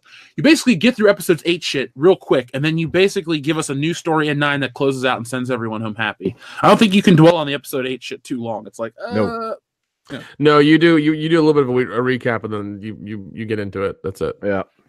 Yeah, it has to essentially be a good movie on its own. If you can somehow make it the same way they did the Incredible Hulk, where they just have a run through of the previous shit, and then it's a fucking completely different movie. What if it's a what is it, Silent Night, Deadly Night 2 situation where they just have like half the movie just cuts from the other two? I would watch that in a heartbeat because Eric Freeman is my hero. Oh, he's not in it. Sorry. Yeah. What And if it's that's gonna the be- situation? It's worse. It's the worst one of the 3 because it incorporates the other 2, which were bad. Yeah, I know. Well, there's a rumor out right now. This is just a rumor, folks, that the Star Wars Episode 9 teaser trailer is imminent. It says a major UK cinema chain has received a digital cinema package from Disney this morning called TT1 SW9, but it requires a KDM key, so they can't view it right now. So now this news is going to start floating out. It's going to start floating out, folks. But remember, Rian Johnson was fired yesterday, so we have to wait and see about that. Right. Rumor had it. I don't think they'd put a Star Wars trailer out right now, though, because Disney's Frozen 2 is getting all kinds of accolades. It's like, oh my God, look, it got so many views for an animated movie. That would be insane. They're Aladdin, waiting- Frozen 2, and then all of a sudden Star Wars Episode They're 9. waiting Like, for celebration for sure. They're waiting for, if they weren't going to drop it at the Super Bowl, they're not going to drop it on some random date between the Super Bowl and Celebration. They're waiting till the spring for sure. They should put it out. They should put it on Captain Marvel, so at least people are like, "Oh wait, Star Wars! Oh, it was Captain Marvel." Dude, watch them do that on the fucking thing where they run the trailer for Star Wars Episode 9 before Captain Marvel movie specifically to get people to buy tickets to go see it. Oh, they might fucking do that. You know, I'd the old bet hello, Batman people. '89 thing. Yeah, but Batman was Batman. Plus, there wasn't Yeah, the I know. internet and YouTube. It's true, but maybe they're gonna try to pull some shenanigans. They will try to pull some shenanigans. Let's see. Mark Quad says, when Goose the Cat, a Marvel story, comes out, everyone go see Alita Battle Angel. Watch the Captain Marvel bots' heads explode. Weebos, roll out. I mean, Now- I'm all in on Goose the Cat. Yeah. I prefer his name I to like Chewbacca. cats, and he's named after Top Gun character, so I'm like, I'm in. Okay, you got a cat that's gonna whoop everyone's ass. You've got Kendall's $12 right there. Yeah, The movie, Listen, from what I is he understand, the movie is all Is he about the gonna- cat, and its name is Goose. I'm like, I'm in. I'm sold. Is the cat going to lose to an ejector seat too, or Oh, No. shit. Luckily, Goose the cat watches the canopy, so everything's okay. He Talk doesn't to get me, caught in Goose. the flat spin. Talk to me, oh God! Well, Oh, even, God. even then, it's got 9 lives. It'll sacrifice one of its lives, and it'll still be okay. Nah, dude, it's like that I have episode of faith. Tales from the Crypt. That Oh wasn't shit! play. Yes. God, that's He's a going to come great out fine. show. He's going to avoid the canopy. He's going to land back in the plane, take it out of the flat spin, and he's going to wingman Iceman all the way home and defeat the MiGs. Now, I told you. Look it. We told you that we used to tell people in college that our friend Toph, his dad was in Top Gun, right? Yeah. I remember that story. Okay. Vaguely. Yeah, Dion remembers this. Our friend Toph, Yes, who was about 5 foot. We used to tell people that his dad was Goose in Top Gun, and everyone believed it. Everyone, Edwards. no one questioned it because it was Nope. 2009. So Yes, it was. Wikipedia and Google and all these things existed, but not everybody had a smartphone. And by the time the story was so dumb, but everyone believed it. So every time you talk about Goose in the Canopy, I think about Toph and his diabetes. He also told everyone he had diabetes for a year, and it was bullshit. Oh my god. I got medication. I got diabetes. But Well, then his ass for would a drink year- with us. I was going to say, for a year, some people were convinced that you and Dion were the same voice. That's true.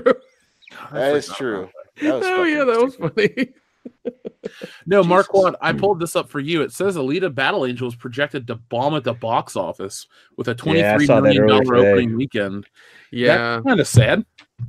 I mean, I was probably going to actually go see it after work tomorrow. So Yeah. I mean, it looks like a lot of fun, but then again, it's like, I don't know. I might go check it out.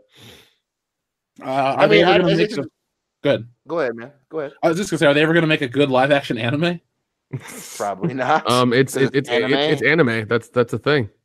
It's Well, I very hard mean- to do. They made Man of Steel, which was the best Dragon Ball Z film ever made. So I don't know. Kame, next net.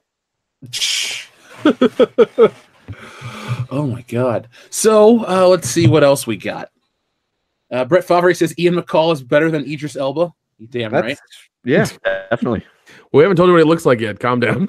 He's blacker. Oh no, I was gonna say Ian McCall something pretty white. You keep talking about Ian McCall, and you're like getting. Never mind. Stop. We'll talk off air. I gotta tell you something. I sent you the message in the group chat. Go read it. Zaire, thank you very much. Hey Dion, regarding the new characters with good designs, only Sidon Ethano from The Force Awakens is interesting design-wise. Do you know who that is? Was that Benicio del Toro's guy? Now his name was DJ.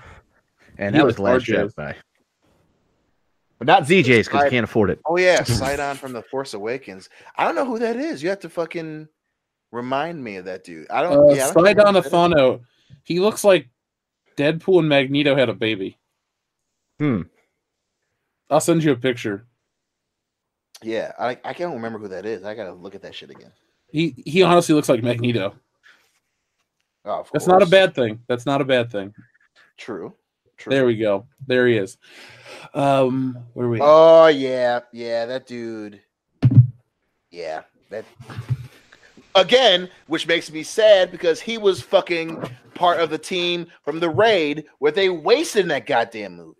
God damn it! Again, that's the narrative they'll sell you. Hey guys, the Raid Redemption stunt team's in this movie. Really? Yeah, we cut him out. Dude, it was the same honey dicking bullshit they did for the new Halloween movie. It's like, oh, the guy who played Michael Myers in the first one is going to be playing him in this one, and we're bringing back everybody else, and it's going to be and John Carpenter's involved. It's like that's awesome, and it was still shit. Nick Castle, the shape. Ooh, yeah, he's going to be in a costume the whole fucking time. That's real awesome. Yeah, he's real good at not saying shit and just standing there. Oh, it's a wonder. He needs a fucking Oscar. Hey, you made Yeah, the I mean- Starfighter. Give him a break. I was gonna say they give him out for everything these days, so that's possible. Dude, the Oscars, people are getting pissed because they're cutting out all those sections of the show. Yep. They're gonna give awards during the fucking commercial break. Yeah, give those awards to Black Panther during the commercial break. Please, fucking. The please. best movie during a commercial break, Black Panther. Jeez.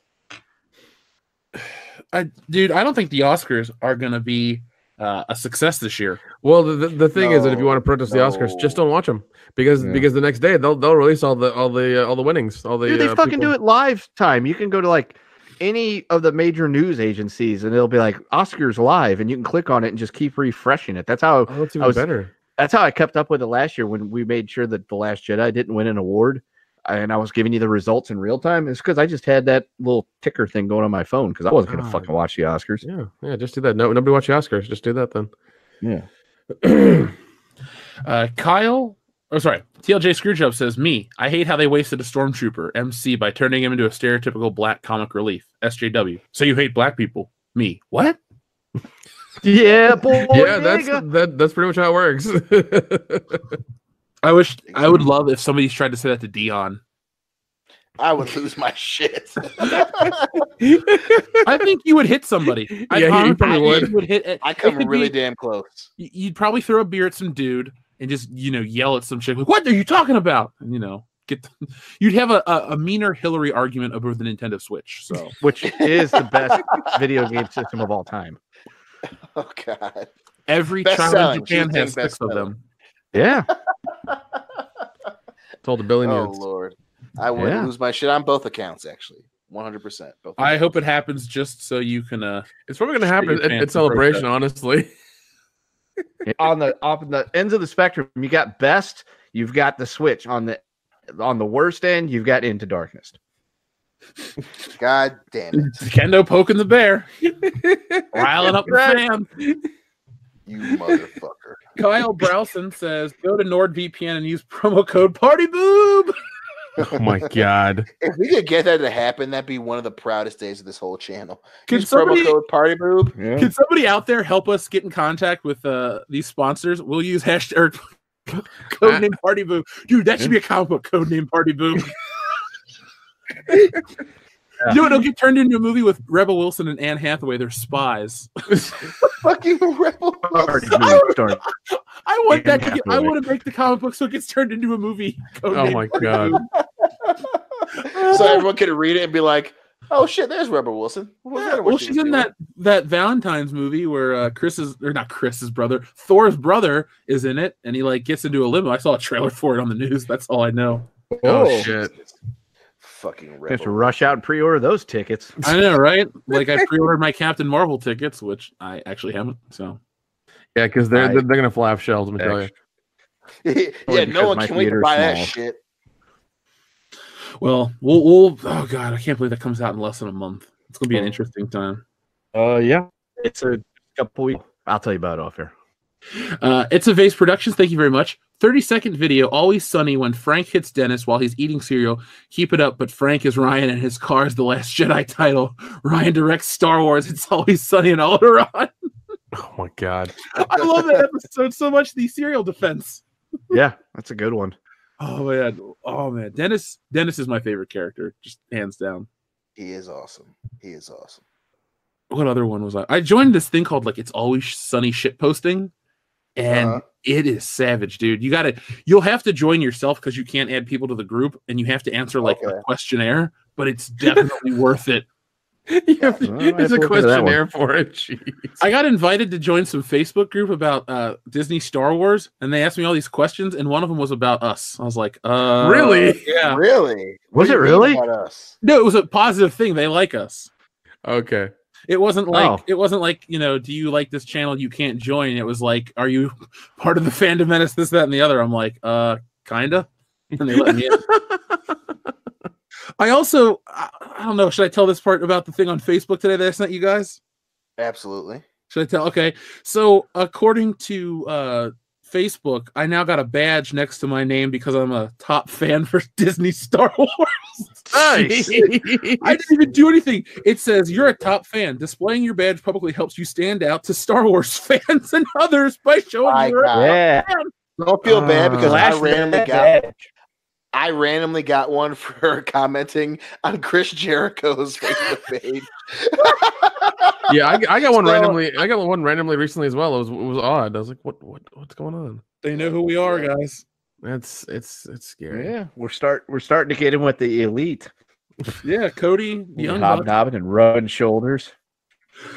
I'm down with that. Admiral Tiberius says the Mercenaries games were and always are some of the most fun I've had playing video games. Driving around in a tank and blowing up an entire country. I did that in Gold. I used to love the crunch sound effects when you'd run over the soldiers. Yeah. Oh yeah, dude. I would fail the mission so many times because I would just be, going off script, just running shit over for fun, blowing shit up. It's more fun doing this. Yeah, and then you play the train level, and while the train level is not terrible, it's not as good as the tank level. That's true. No. Brett Favre says Ninja Turtles in Time for the SNES is still fun. Yes, it is. It's a very good game. It is. Now, I'll tell you guys this. The game I was talking about earlier was WWE SmackDown vs. Raw 2006. Busted it out for the PS2. You don't say. Yeah, it is incredible. So, what were some things that you guys remember being good and they actually were? Oh my god! There was a video game that the arcade game. Oh, say that again, Kendo? That's a good one. No, the Ninja Turtles arcade game. Oh, okay. Oh, yeah. That we spent $30 to win, Dion? Yes. Goddamn, Devin. You can put the Simpsons too, because that's equally just as fun as it was when you played it the first time 25 years ago. Oh, I agree. Now, that game, I love that game so much.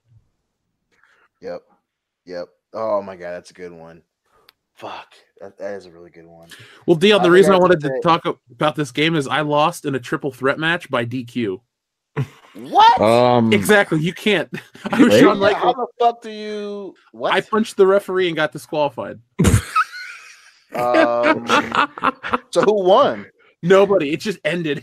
It says John Cena Triple H, and then over my face, it just had loser. Oh, Shawn Michaels.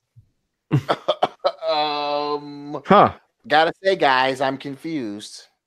You're confused. It's so the next time you're watching WWE and there's a triple threat match and there's a ref screaming for DQ right away, be like, "Hey, that happened in a SmackDown." You gotta enforce your own fucking rules, Vince. That's what we're gonna do at WrestleMania, Dion. We're gonna call for a DQ during the Charlotte Flair match. Yes, we have to just start screaming 100%. Alpha Terranima says, I always find something new I like about the melancholy of Haruhi Suzuyama every time I watch it. Still my favorite anime. Finally got all the manga. I'm sorry I butchered that name. The melancholy of Haruhi Suzumaya. Okay. I've never heard of that. Have you? No. I don't know what that is. I don't either. I'm going to check it out while I read TLJ Screwjob. They don't care about OT characters, yet the first thing we saw in the Force Awakens trailer was the Millennium Falcon, and the last thing we saw was Chewie. We're home because of money. Don't remind me. Yeah, I know. That stuff out. I swear I was like the only person who didn't like that trailer. That's you true. Remember, You Dion. were. I was. Yep, I was super excited, and because it was Dustin and I were super excited. And you were just like, I hate that part. We were like, what? I took the it could be good, but it could also be fucking terrible. We're just gonna hold back reservation till we watch it. And then I did. I'm sorry. God damn it. Hey, no, I'm not. That's how you found it. That's right. That's true. Yeah. It was a terrible moment, but it led to a great moment. It did. We're all best friends. We love Lisa so much. That's right. The Star Wars world betrayed us. She's tearing me apart. I'm fed up with this world. That's right. Salvador, thank you very much. Hefe, the NECA Turtles, 10 out of 10 would recommend. Salvador, 10 out of 10. I'm looking for them, but nowhere around me has them. I saw your Facebook post. I was a little jealous, but I don't know where they're at. So maybe if I find them, I'll pick them up. But I do like the turtle movie designs quite a bit. Mm-hmm. Tim Riggs says, trigger warning, what did y'all think about the Aladdin trailer? Now, we didn't actually talk about the trailer. We just talked about how dumb Will Smith How looked. fucking terrible it looked.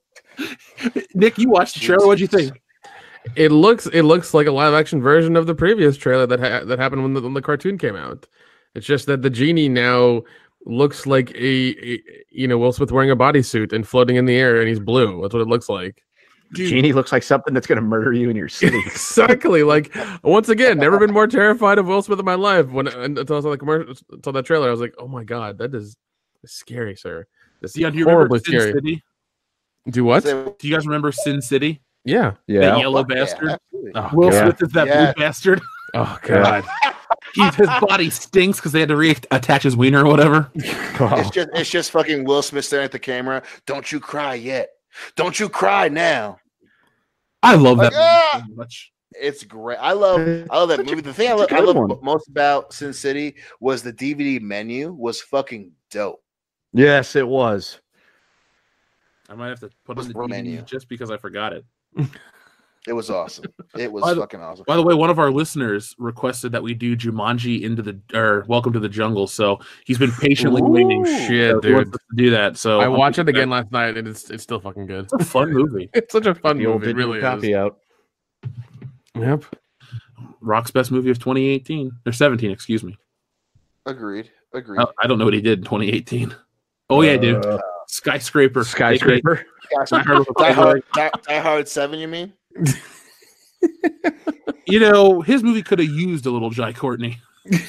Oh. Really? Come on. It's a dark day in hell. Now right that's just there. taking it too far. Yeah, come on now. We're McLean's. No, we're not, jabroni. No, you're wrong. Fucking Rock bottom off the skyscraper. God. Rock, you'll die too. Oh, kids don't kill himself. You remember that, Dion? I still want to see Shaw and Hobbs. I want to see that one real bad. Oh yeah, I'll watch That looks fun as Yeah. hell. That does look really fun. Even for someone that shits on Fast and the Furious franchise, I'm gonna catch up just so I can watch that fucking Same movie. here. No, same here. I'm gonna do the same thing. I'm gonna have to like get them all and watch them and just be like, all right, I'm caught up, and then go watch that one because Watch it looks everyone funny as fuck. twice. And it's probably gonna be just a spin-off franchise that they're gonna do. I imagine there's at least gonna be one more sequel to that. You gotta catch the last one where they fight on the ice. Yes, with the submarine. Yeah, Ludacris. You'll believe Ludacris can act. That's the tagline. God. The movie may be good, but he would have to pay me $250,000 to make me believe that motherfucker can act. Yeah, it's God. just say I'll believe that's, anything for $250,000. Listen, That's listen, right. listen. Right. I went to Universal and I saw him like do the ride thing as well, and so did Vin Diesel. I was like, "Who paid you guys to do this?" It was in their contract. Disney, Yeah, how the hell did this happen? Universal. Yeah, called contractual they took- obligation. They took out the earthquake ride and put Fast and Furious in there, and all it is that you're in the same the same little truck thing, and you put it into this tube where there's like screens on both sides of you, and everybody's like you're driving around, the car's bumping up and down to make it seem like you're actually going somewhere, but like The Rock is somewhere, Ludacris is somewhere, Vin Diesel somewhere. They're all like driving next to you, chasing these bad guys and shooting stuff. It looks like GTA. It's amazing. It's so amazing. It's so shitty as well. I'm there. It's That's our next it road was trip. wonderful, man. Excuse the police sirens in my shitty neighborhood. Alpha Terranima says, lost my shit at the chiropractor because Will Smith rap song from 2004 started playing. Now my back hurts again. Switch. Hey. I don't know. Okay. TLJ Screwjob says Tumblr's going on about make Elsa a lesbian. Why? How about don't give her a love interest? That way she can be bi, straight, asexual, or lesbian. Here's what I say: it's a kids' movie. Don't put that shit and worry about it. Just nothing. Just sell the costumes and the lunch boxes and all the other bullshit and just be happy with it. Yeah. If Tumblr banned porn, now if they can ban stupidity, I think we'll be halfway there. But if they do that, then they'll have nothing. That's the point. Somebody sent a 5-pound message retracted. Thank you anyway. TLJ Screwjob says just full CGI Genie and put Robin vocals back in. They did CGI him. Literally a dude's body with fucking Will Smith's face, and it looks weird. He means like No. he means like take the animation style, turn that into CGI with the big nose and the crazy little beard and all that stuff, and then just reuse Robin Williams' performance. God hates us. That's why that will never happen. 10,000 years. Yeah, and also he had the energy and all that other stuff to do that, and it was crazy, and it was very Robin Williams. So yeah, you cannot replicate that. I don't care what computer AI bullshit you have. You can't replicate that. For me, Aladdin's like the only Disney movie I really, really, really enjoyed. Like, that was the first video game I ever beat. I had the tape and all this stuff. It bothers me on a different level that this one's getting remade. I'm just like, damn it, one I actually care about. Yeah, well, it's the two really good ones. It's fucking The Lion King and Aladdin. I love both of them. It's just like, God, like they fucking waited to do this. It sucks. You have this. We're gonna call it live action, and The Lion King's all CGI. And then you have, hey, we got Aladdin, and we've got Will Smith in it, and he looks fucking weird. Give us your money. God. Yeah. As Pooped by Anakin Skywalker says, Genie is going to rap instead of sing, isn't he? Oh God. Oh, I hope not. Oh Only God. If. Getting Genie with it. Nah. Only if. Shut up. Nah. Shut up, Genie Dion. with it. I promise that's gonna happen. I damn it. would like to throw out there, why couldn't he sing that song Miracles by ICP? Could you imagine the Genie rapping to that? That'd be hilarious. Fucking magnets. How do they work? Yeah. Why couldn't he do a song for Men in Black 3? What the fuck happened? What did it be Pitbull? Pitbull happened. Because he did a song for Men in Black 2 and it fucking ended that goddamn Soul Train. That song is terrible. That's true. It is. Got your head. The black suits come in. Yep. I heard that the other day and I was like, no. Yeah. Men in Black song though is awesome. The first yeah. Well, International's coming soon, so that should be fun. They should get Will Smith to rap. Yeah. They should get Chris Hemsworth to rap a song. Why not? Oh, I'd listen and watch that. I would. That would be hilarious. In his native Australian accent. Sure. Oh I'm down with that. I love Miley. She's got a big ass. I'm in this movie. Please give me a pass. Wrong Hemsworth, brother. Yeah. Oh, shit. That's a shame. I'm not going to even try to keep going with that. TLJ Screwjob says, watch the Bad Boys movies. Are they like Rush Hour? They're nothing like Rush Hour. God, there's so much more action. Way more than Rush action. Hour. Yeah, exactly. Way more action. And they're way better than Rush Hour. Yes. I wouldn't say way, but definitely better. Ref Deoline has a very meta super chat. Ghost Legend, I salute you. Nice rhyme. Oh, there you go. Roll, baby. TLJ Screwjob says, Jeff, you up for a New Hope line pop quiz? One question. Yeah, sure, I'll do my best. It's a Vase Production says, I believe in what I'm doing because of this chat. We believe in you too, and Harvey Dent. Mm-hmm. Yeah. We're ready to believe you. Yeah. Where was I at in Ghostbusters was on? I had to stop what I was doing to watch it. I watched it earlier. It was one of those. Today. It was one of those stupid Facebook watch parties. I was like, "Shit, Ghostbusters is on," and I have the movie on DVD and Blu-ray and all these other formats, but I had to stop to watch it because it was on. Yeah, I was sitting around today. I was messing around doing some stuff around the house, and I was like, kind of bored and tired right now. I think I'm going to eat some cereal and watch some TV. I'm going to watch Ghostbusters. And excellent choice. It's how I spent my 4 o'clock hour. The Real Last Jedi says, I hope Disney burns. That's all I have today. How did it burn? It's happening. How did it burn? It's a Vase Productions says, get people that know source material and love it. Well, that would help. But remember, folks, they don't care about if you know it and love it if you spout the right shit to the people in power. No, you have to destroy the things you hate and then love the things you hate. I don't know how that goes. They should get Kurt Angle because he knows. Well, the chances of Disney Episode 9 drastic go down of being any good. So, yeah, I promise I'm wearing a fucking Scott Steiner T-shirt to Episodes 9. It's gonna happen. Yeah, when we buy out all the seats and have it all to ourselves. Yeah, I'll wear the fucking chainmail hat. Oh my god, sir, you can't wear that. That's a weapon. No, it's not. It's my helmet. We'll get that. We'll get part of my religion. Okay. We'll get the ghetto blaster that we were gonna have Nick fucking get, so we could come into the Halls of Pain song, and then we'll just have fucking sirens blaring off of it as we go walk. Where's all of our freaks at? We just know it verbatim each Scott Steiner promo. Better run, look at these because got some fat ass. Gotta use your fucking money to fix your crooked teeth. some point, we have to broadcast from the Shoney's in Ackworth, Georgia. Fine. We're actually continuing to grow. We'll call Scott Steiner's people and we'll have him, meet us for breakfast. Yeah. We'll say, you have an open mic to 150,000 people. Say whatever you'd like. That's right. Just cut a fucking promo on him.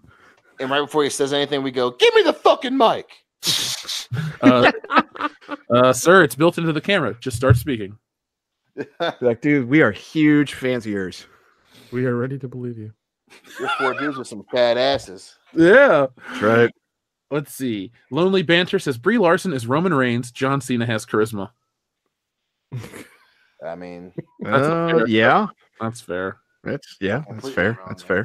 The one time where Roman Reigns was cutting a promo and he lost it in the middle of the promo and he gives that like lost face, dude. Yeah, he pulled that total dirt face age like type deal. Oh my god. Scott Steiner. Yeah. Samuel Aragon says Dion Into Darkness was bad booty fan fiction at best. Oh my god. One more time. What? You mother. What?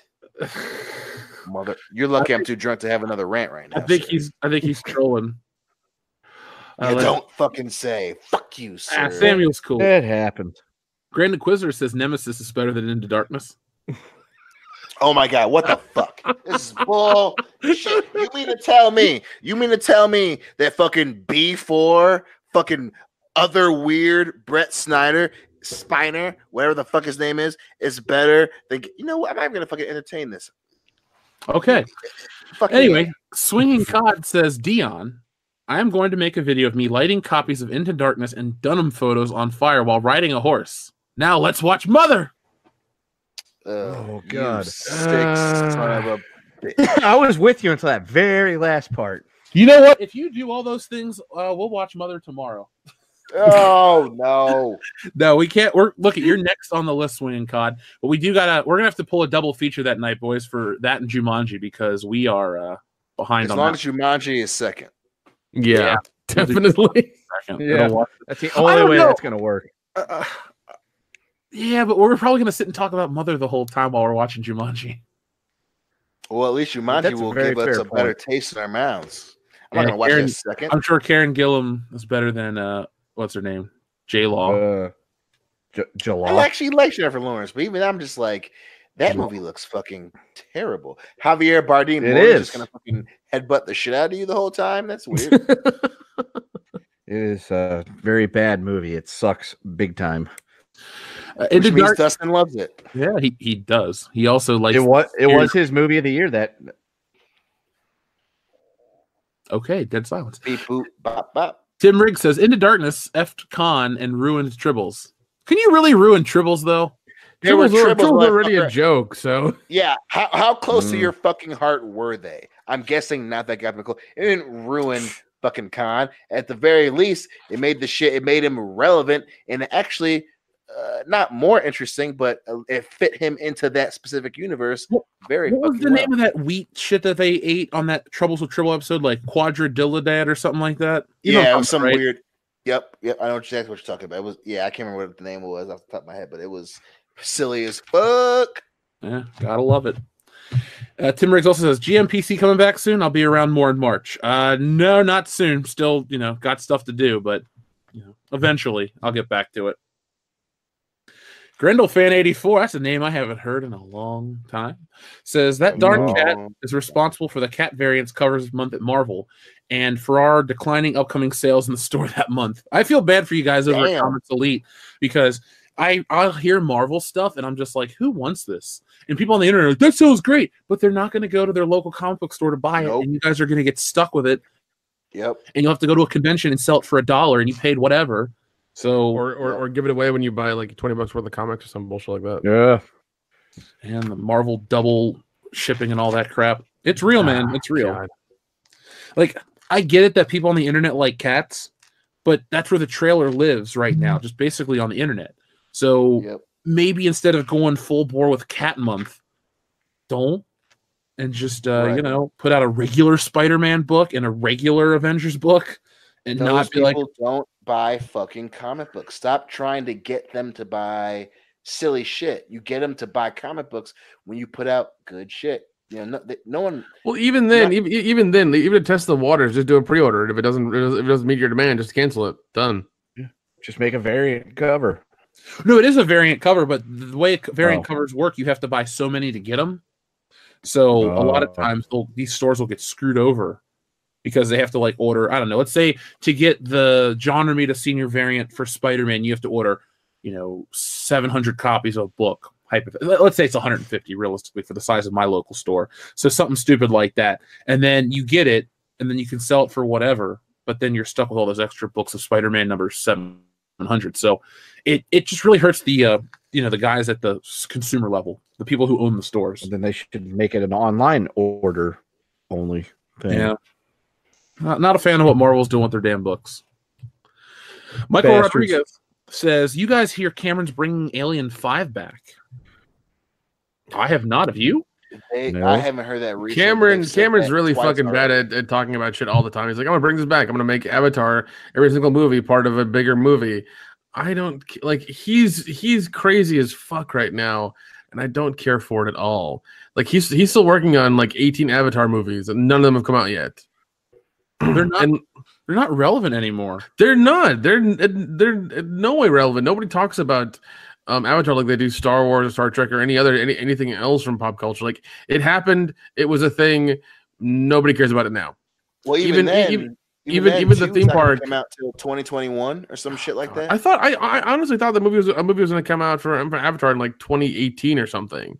But they keep going up. They keep getting further away. And I don't think get pushed. You're right about that because I remember they did say it was going to be 2018 or 2019, and it did get pushed back. I want to say the second one got pushed. I want to say till 2021. I know that they were trying to shoot for 2020, and then he was jumping back onto the Terminator the Terminator franchise, and then he's like, "Well, we got 3 written." So again, like you said, it's who the fuck knows, man. Yeah, and it's been how long has it been since the first Avatar? 2008. Okay, all right. So, for me personally, I think you have 10 years to make a sequel to what you're doing, and he's at that limit right now, and it's not coming out until 2021. He's fucked. Nobody cares. So he can go do Terminator, 23 or whatever, and fuck it up and make it a transsexual robot that goes to the future, that comes back to the past, and goes to the 1800s to shoot frisbees. I don't fucking care. All right, Blue Watcher, thank you. He says Blue Watcher is saying 2020, 2022, and 2023 or 2025. So God damn. So even if it's 2020, that's 2008, 2009. He says 2009 to 2020. That's 11 fucking years. Yeah, and once again, nobody's like none of those like the toy places that Jeff gets his toys from. They're not making crazy Avatar toys to sell for $200 a pop or $500 a pop. Avatar's done nothing. Yeah, they've done nothing. There's no cartoons. There's nothing for it. There's no figures. I think they recently came out with the drop ship or whatever. They had them when the movie 2016. They had them when the movie came out, and they flopped miserably. They used to come in a little. They did, and then they had some. And I remember there was a rumor that they were going to re-release them. I want to say 2016. I haven't heard shit since then. Look, in our most recent video, we talk about how Avatar failed to leave a pop culture footprint. Yep. I read it from a Scott Mendelson article, but then Scott Mendelson in another article they just put out recently says, well, Avatar is going to help Star Wars retain a big 1-2 punch for Disney at Christmas each year. I'm like, no, it's fucking not. Yeah, your words. How? 2020. Jesus Christ, Scott Mendelson, quit smoking meth, dude. Get your shit together. It's just dumb. And then again, it's just even then, fucking. Because they released it, it happened, and then they re-released it, and it dropped during the re-release. So it's not like it was a re-release of Jurassic Park or Star Wars or when Disney would re-release when they did Lion King. It's not like they re-released it and then you still had a high return. People the second time around stopped going.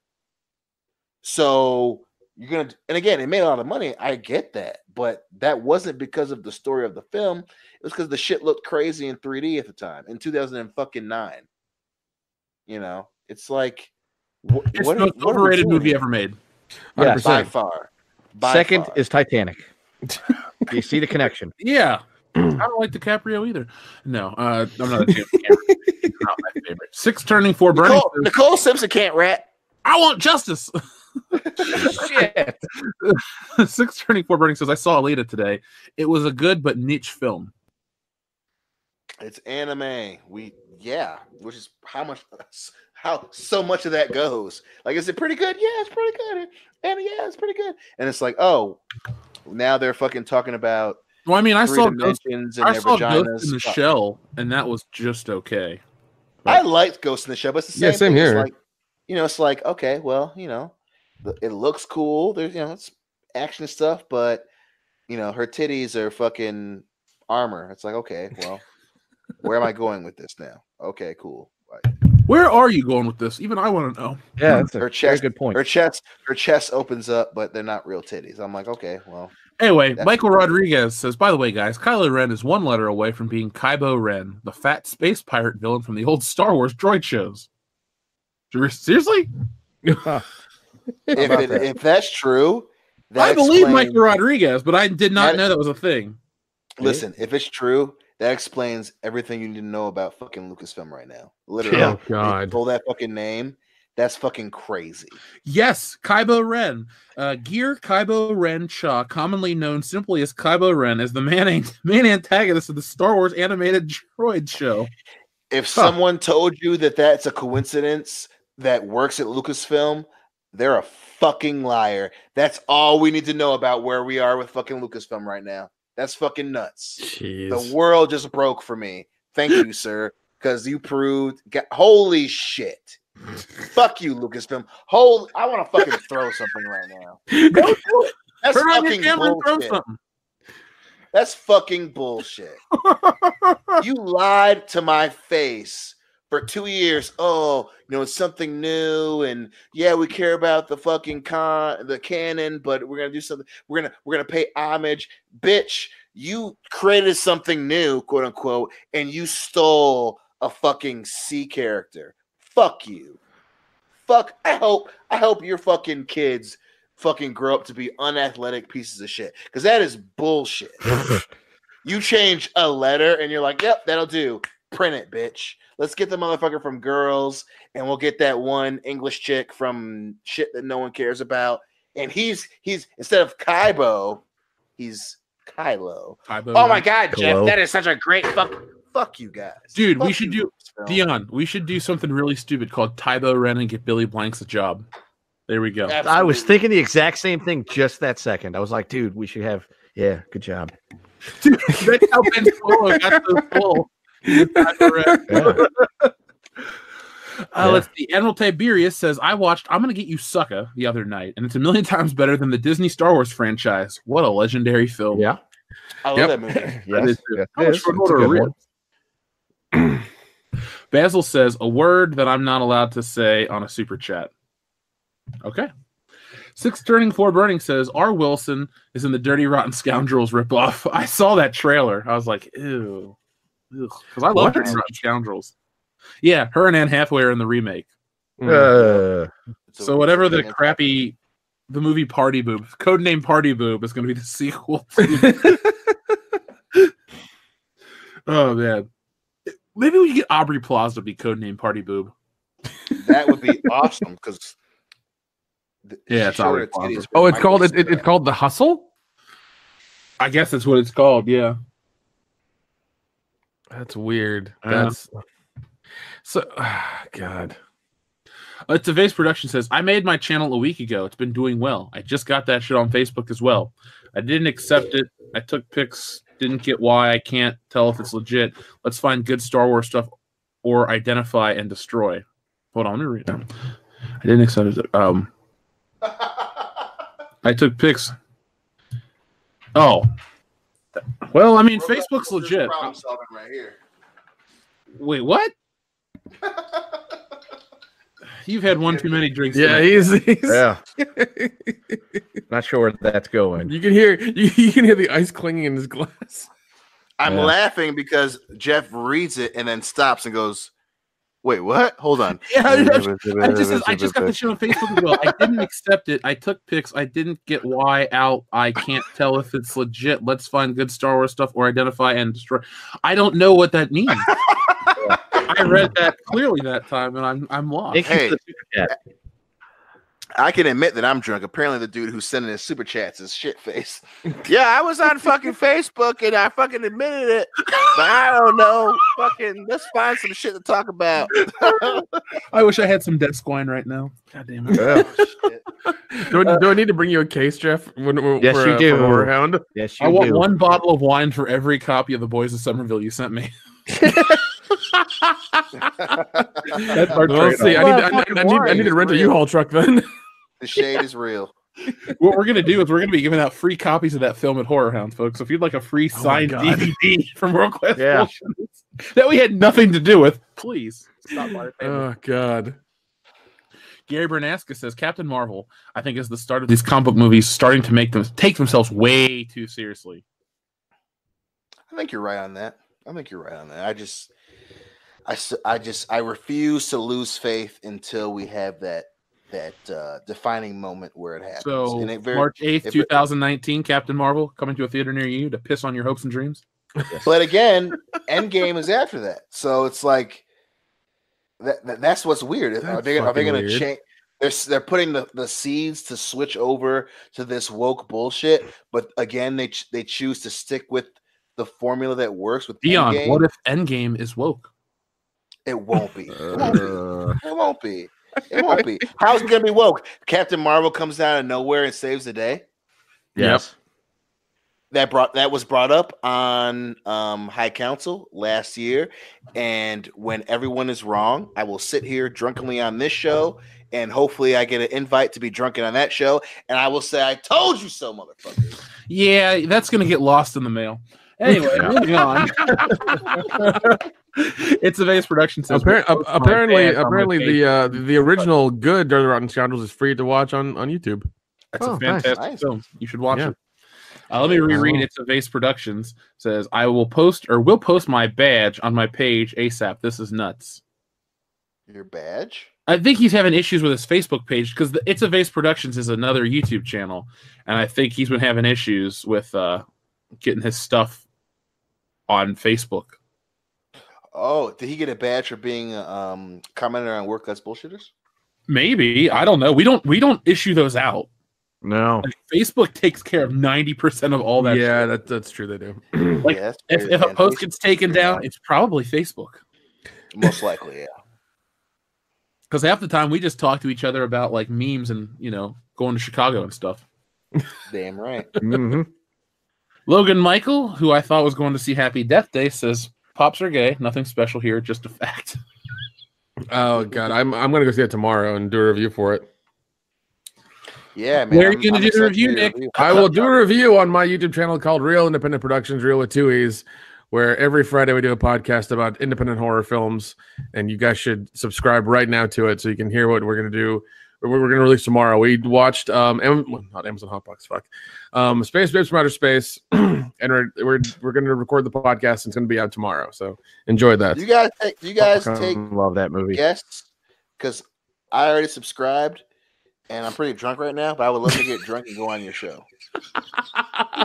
Don't do it, Nick. It's a trap. Yeah, it is sure. a trap. Send you an invite. Just look in the mail for it, man. I have no idea how we've been on this show, this episode, for more than 2.5 hours, and my drunk ass has been going on and on. I know. It's been allowed to continue. What is happening? I'll just reprimand you in New York by throwing you off the bridge. There you go. Folks, we're not going to make it to Star Wars Celebration, which means we have an extra 5-day ticket up for grabs. Just be the first person to send us a letter to P.O. Box 5069, Cincinnati, Ohio, 45205. That says, me want Star Wars ticket, and I will send it. Did you guys see Salt with Angelina Jolie? I love that movie. Yeah, Hey, and Dion has Don't take my ticket. I like that movie. Oh my god, I love you guys so much. Let me read these so we can do after hours because it's gonna be a long night. Brett Favre says the yellow guy from Sin City is Scott Mendelsohn. Nick Stahl, wrong. Spoiler alert. Have you ever seen the movie where he like gets tricked by a bunch of high school kids to hang out and then they accidentally kill him? No. It's like with him and Bijou Phillips and a couple other people that don't act anymore. He did a movie with a dude named Bijou. It's a girl. Poor bastard. I'm trying to look her up. I typed in Bjork. I feel like we've had that. Yeah, I was gonna say I think we had that confusion with Dion before. Yeah, Probably, Bijou I ain't gonna Phillips. lie. Dion, you'd probably like her. I trust you know what I like, so I trust. Her sister. I trust your, She's related to Mackenzie Phillips and China Phillips, spelled Chyna, like, you know, the wrestler. yeah, we like the wrestler more than the porn star. The movie is called Bully, which stars Nick Stahl, Brett Renfro, Rachel Miner, Bijou Phillips, Michael Pitt, and nobody else that you know of. Dude, was it after that movie where he disappeared for like 2 weeks randomly? I think so, yeah. And everyone was like, "Where's Nick Stahl?" And I was like, Who cares? after Terminator 3, he probably should fucking disappear for a couple of weeks. Yeah, that movie was bad too. Where he was The fight scene was cool, but then you're like, Nick Stahl's gonna save me from the robots. We're fucked. One of our listeners requested we do Terminator like a while ago. If you're still out down. there, you want to get involved with that Terminator commentary, we'll make it happen. Wait, the first one? I think they wanted to do all three. Well, I think we agreed to do the first two. So it'll be for the first two Terminators. Because the story ends. Yeah. The first two I'm down for. The third one is just kind of like, oh, fuck, why? Yeah, I only acknowledge 2 Terminator movies. I agree. TLJ Screwjob has a great super chat that says, when The Rock hit the rock bottom in Jumanji, I freaked out, and then I had to explain to my friend, that was The Rock's finishing move when he wrestled. Now you know my internal thought process, TLJ Screwjob. Anytime The Rock does something on TV, that's what he did when he was wrestling. I was like, yes, he's coming back. And then I realized, I will say till this day, his best move in all of his movies was in the rundown where he gets to do the rock bottom in the club. Jeff, I know what you're talking about. Kendo, you too. That was a great fight scene. He gave him the rock bottom, and that was after Arnold Schwarzenegger passed him on the way in. That was a good scene. Yeah, yes, it was. Now, speaking of The Rock, you know, today is the 7th anniversary when he returned. We were in your living room watching that, remember? Yes, we were. Absolutely. That was awesome. That was fucking crazy. And Dustin's wife is like, do you want to go to WrestleMania? I'll buy you tickets. Because that was the one year I wasn't going to go because I had gone like the previous 3 or 4 years. I'm like, you know what? I don't like wrestling. I'm done. And then the day before The Rock comes back, Dustin's wife calls me on the phone. She's like, hey, think about taking Dustin to WrestleMania for his birthday. I'm like, oh, you guys have a great time. She goes, no, I want you to go, and I'm going to pay for it. And I went, what? It was 26 or 27, right? Yeah, 27. That would have been 2011, yeah. Yep. Because that was because I was convinced. I was like, because I think you and I were the only ones saying like the only person that can come back is The Rock. It's The Rock that's going to come back and host it. We know it's The Rock, and you and I were literally the only people that I knew that were saying it was The Rock, and that should happen. And I was just like, you know what? We cheered, oh, we cheered so loud. We cheered so loud that I think Jake even came out of his room to watch the TV, not even to bitch about being loud. He's just like, "Oh my, I had to see what you guys are talking about." Yeah, he was just like, it was a fucking moment. It was, man. And then 27 actually happened, and we were all just like, But then WrestleMania 28 came and went, and I had a great time. Yes. Michael Rodriguez looks like. It says, looks like Campia got a new vid slamming Star Wars fans. Well, it looks like I got some work to do, Michael Rodriguez, because John Campia is our mortal enemy. Fuck that guy. He's like Charlie Kelly, and we're like the lawyer. We'll come out on top. Oh, shit. Logan Michael says, what do you think of Mezco toys? The only thing I've been interested in is the Cinema of Fear toy line from years ago, which had great Jason figures. I like Mezco toys. I have the Mezco 112 Michael Myers, and I see a lot of their stuff that comes out. Now, it really is a figure-by-figure basis for me, Logan Michael. Some of their stuff, you know, like Michael Myers got me to buy it. Some of their Marvel stuff, I feel like their Marvel figures are a lot like the video games where they over-design the suits. Like Spider-Man's suit is just a simple red and blue costume with black webbing and white eyes. You don't need to put all these extra lines and detail and all this extra textured crap. It looks good for some movies like Spider-Man 2, but then they over-engineer it for like Civil War and Homecoming, and I'm just not a fan. So I feel like Mezco does that with a lot of their stuff. Mezco is they're doing a Warriors deluxe box set. I saw it's $275. Yeah, and you get like what 4 figures or 4. Yep, 2 Baseball Furies, and Ajax and Swan. Uh-huh. I showed that to Veronica. She's like, oh, I need that for my wedding. I'm like, well, it comes out in 2020, so It comes out in 2020. Shit. Yeah. Damn, man. Why wouldn't they put one of the I may do that. Ramblers I'm a huge Warriors fan. I might do that. I'm kind of sad they put one of the Ramblers. What's his name from the Ramblers in this set? That kind of makes Yeah, they should have. They totally should have. Like they only need 1 baseball Fury. Nah, dude, you need the orphans. That Yeah. You see what happens, Warriors? You see what happens when you mess with the orphans? the orphans are Firebomb. so low. They ain't even on the grid, man. That dude had a lazy eye. That was kind of funny. To me. As a Shit. kid, Still I was like, looking for him. we're supposed to be intimidated by this dude with long black hair and a lazy eye, bitch, please. And he's got a random Puerto Rican Well, he's with an him. orphan. I'm just like, okay. He's what happens with the orphans? Firebomb. Tim Riggs, thank you very much. I think I figured out Dion's Horror Hound Cincinnati gift. A pony play bridle, horse mask, and ass chaps. Oh my god! Damn. Bring more Now- tequila. Now, what's her name from Charm supposed Yeah. to be there, isn't she? So Shannon we're talking Doherty. Shannon Doherty, which is, lowbrow, but at the same time, shoot for the moon. You land amongst the stars, guys. Didn't Bill Cosby say that? God, I hope not. I don't know. Christina Ricci's gonna be there. Ooh. Yes. Now, that is someone I would actually try to bang. I'm not even going to lie about that shit. I told you That's not my- drunk me. My cousin used to date her cousin, right? Yeah. You did. Oh, True story. John Cusack canceled. Oh. Oh no, Oh, I want my oh. $2. Astro Live says I'm actually kind of bummed out. Oh, Really? yeah. Oh, yeah. You wanted to see him. Shit. I want to ask him about Yeah, I behind wanted the him to scenes sign of my Hot Tub Time 2012. Machine Blu-ray. Damn Oh, it. you That's did say true. that. I'm sorry, I can't even joke about it anymore. If only you were proud of the quality Wait, I ain't content we going. put out, he would have showed up. Yeah. You know what you should do? It says you want to get him to sign Hot Tub Time Machine. You should go to another convention that he's at and stab him in the eye with a fork. Yeah. No. No. That's called assault. We'll need a permanent replacement for Kendo if Actually- that happens. Actually, jeez. battery. Yeah. It's With a it's fork. it's bad either way. It's bad either way. Don't- Just don't do don't it. do Then- it here on the channel. then Either way, you can tell him. You can tell him, it hey, ends with me that's in for prison. 2012. Well, I don't want you to go to prison, but I also want you to make him pay for 2012 because fuck that movie. Not Con Air, where he wore his sandals with socks. Oh Sir. fuck. Con Air, that's my plane.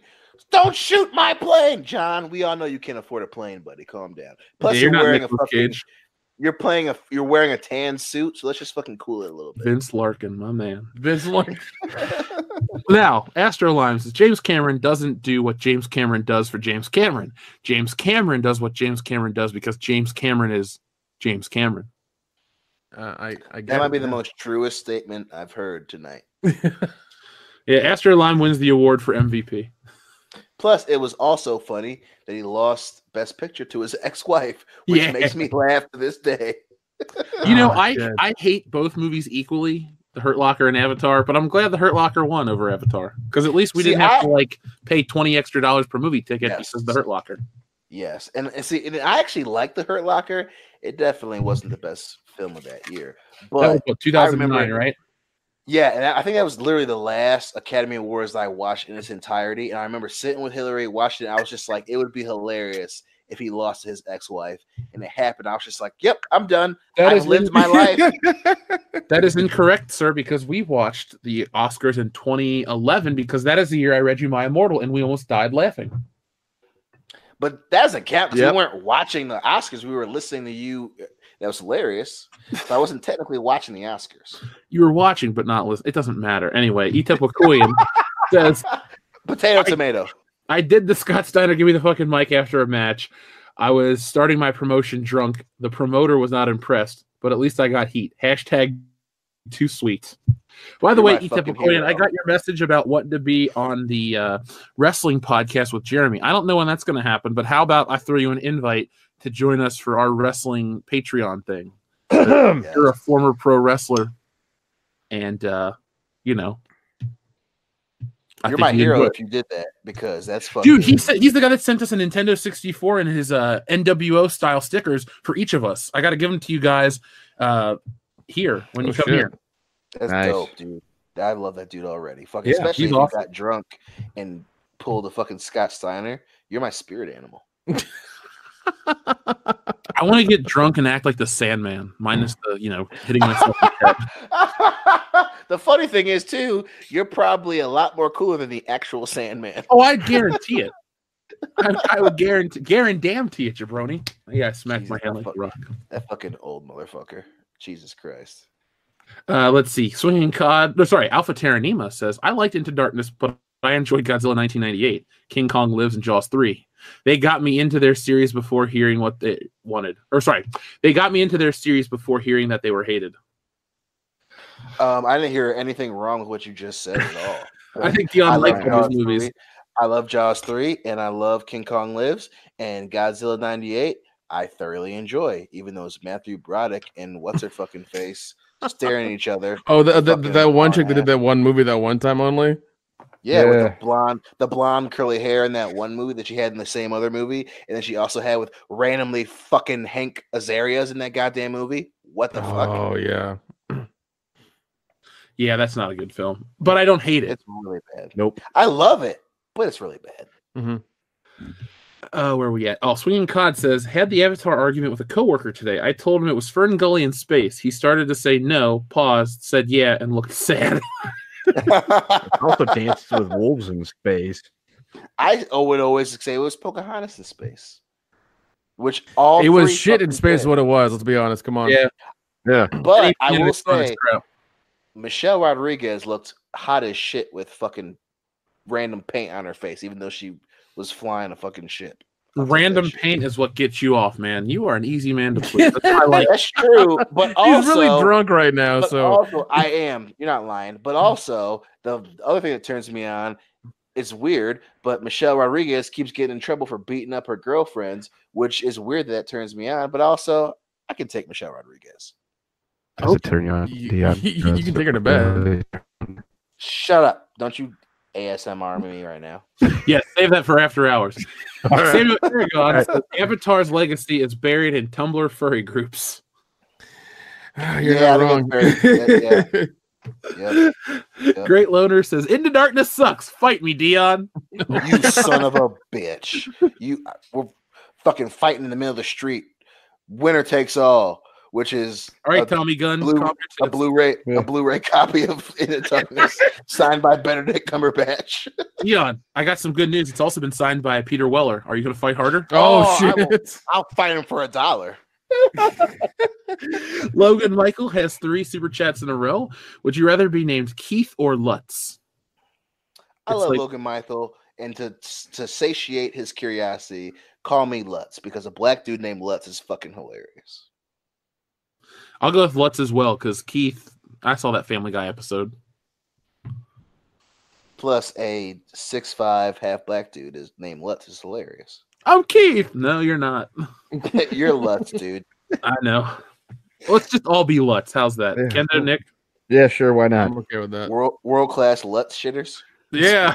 I'm your host. With me tonight is the what? The only Lutz. Ladies and gentlemen, boys and girls, children of all ages, I'm the man with the tan, the original plan, and Lutz is your nuts because Lutz. That man chuckling in the background is the last standing Samoan Big Rig Lutz. What's up, ladies and gentlemen? And finally, our favorite Appalachian American, Lutz. Hi. Thank you, Logan Michael, for making this episode. That bit it turned out awesome. Way better than I thought it was going to turn out. That was great. Yeah. Thank you, Lutz. Logan Michael wants to know what's our email address. Our email address is worldclassbs@mail.com, the best mail. .com. Yes, your internet stayed connected. Logan Michael also says, .com. My internet fucked up. I'm sorry. He asked me if I want a Castle Grayskull. Yes. Yeah, sure. Yeah. We love He-Man and the Masters of the Universe. I've got one of those in a box downstairs. Ooh. You don't have Serpent Mountain or whatever it's called, the other one? No, I got it. I've got both. With the rest of your Appalachian gear? He-Man. Let's see. Tim Riggs says, "Assure Nick I'm bringing Don Julio to Horror Hound." Fantastic. Ooh. And Hey, I won't believe it until I see both of them.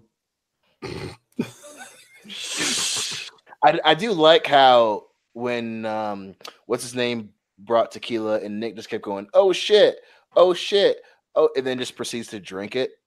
yeah, That's Tim probably Riggs. that's Yeah, that probably the realest big rig you can get right there. I don't know.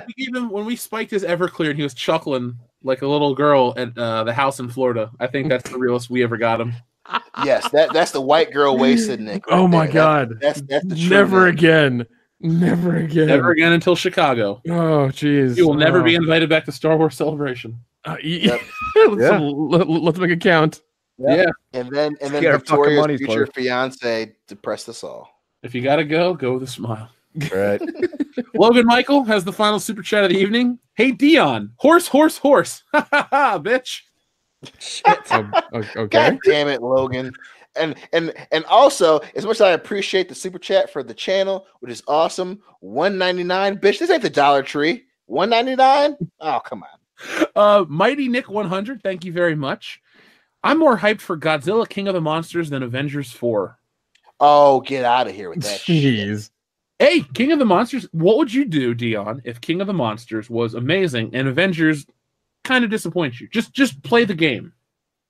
If I was disappointed by Endgame and King of the Monsters was better, I would the nerd in me would probably wank off to pictures of Sigourney Weaver, but the man in me You already do that would- though. Yeah. That's not the point. That's not the point. Shut up. That's not the point. But the man in me would be very, very drunk and ranting on the episode after King of Monsters. Well, that'll be you and May anyway, so. TLJ Well, that's Screwjob good. has a great one. Close us out. But with the blast shield down, how can I see? How am I supposed to fight? What is Obi-Wan's response? Verbatim if you can. Your eyes can deceive them. Don't trust them. Isn't that what he says, right? Yeah. Dion? Yeah, well, he says Eyes can deceive you you. don't need your eyes to fight. Yep, you're right. Yeah, you're right. Eyes can deceive. boop, beep, And, pop, eyes. something about instinct. Yeah. Forget, Eyes yeah, can act deceive. on instinct. Well, I think I got it. That's Han Solo. Return of the Jedi. Great, Jeff. Don't get penisy. Fuck you. Family Guy Star Wars. Grand Inquisitor says B4 is greater than emo Spock. What's B4? You shut your grand ass up. B4 is better than fucking emo spot. Get the fuck out of here. What's That B4? motherfucker B4 from Star Wars. I think is what he means. B4 in Star Wars. There's BB-8. There's R2D2. Yeah. There's C-3PO. So I'm- B4. So I'm 2-1B. guessing that he's probably fucked up too and got the wrong character. I'm assuming that's what he means. That's why he's fucking Tu Wong wrong. Fu. Great movie. You wait till you get on After Hours when you can really be stupid. John What are you trying to say? Wesley Smith says John Campia, more like John Can't-Pia. Well, John Get out. Yeah. Get out. Leave. No. We're done here. John Campia, man. It is so fun to hear him speak because I know I'm going to have great content to make afterwards. Mhm. In the Mhm. future. And it also seems like it doesn't know how the internet works, where like if you say or post anything about an opinion and you like, oh yeah, I've always liked this thing and I've never ever said anything against it. People can go back to the archives of that shit and find out that you're wrong. Like it's really easy to do that. Like I don't know why nobody understands how that works. I don't get it. You don't know shit about how cars work. That's how there is to it. No, thank you. Pagan God X, thank you very much. No Rian Johnson trilogy? I knew he couldn't handle a threesome. Oh, You can barely Episode handle a 9. onesome. Shit, episode 9 is about to prove that shit. All right, folks. Well, thank you. This has been an almost 3-hour episode of World Class Bullshitters, which we didn't plan, but Fuck. hey, it's okay. Long You guys form. did awesome. Yeah, long form evening. It's going to get really weird on After Hours because Dion's really drunk. I'm tired, and Nick and Kendo or Nick and Kendo. yeah. I'm He's fucking. not lying either. Yeah, it's about to get fucking weird. I got us all kinds of weird topics to discuss, including Oh, let's fuck. give him a little teaser, guys. it's now illegal to defecate and urinate on sidewalks in Denver, Colorado. So there you go. That's going to be tonight's topic. Over All right. So, folks, thank you for watching World Class Bullshitters. We appreciate each and every one of you out there. I'll be back on Monday with another video, and be on the lookout for all kinds of awesome stuff from this channel in the coming weeks, days, and months, and all that other shit leading up to Captain Marvel. We got a Captain Marvel coming up, a video. We got an interesting take on a Star Wars piece of information, and a lot more. So until next time, folks, have a good one and be excellent to each other.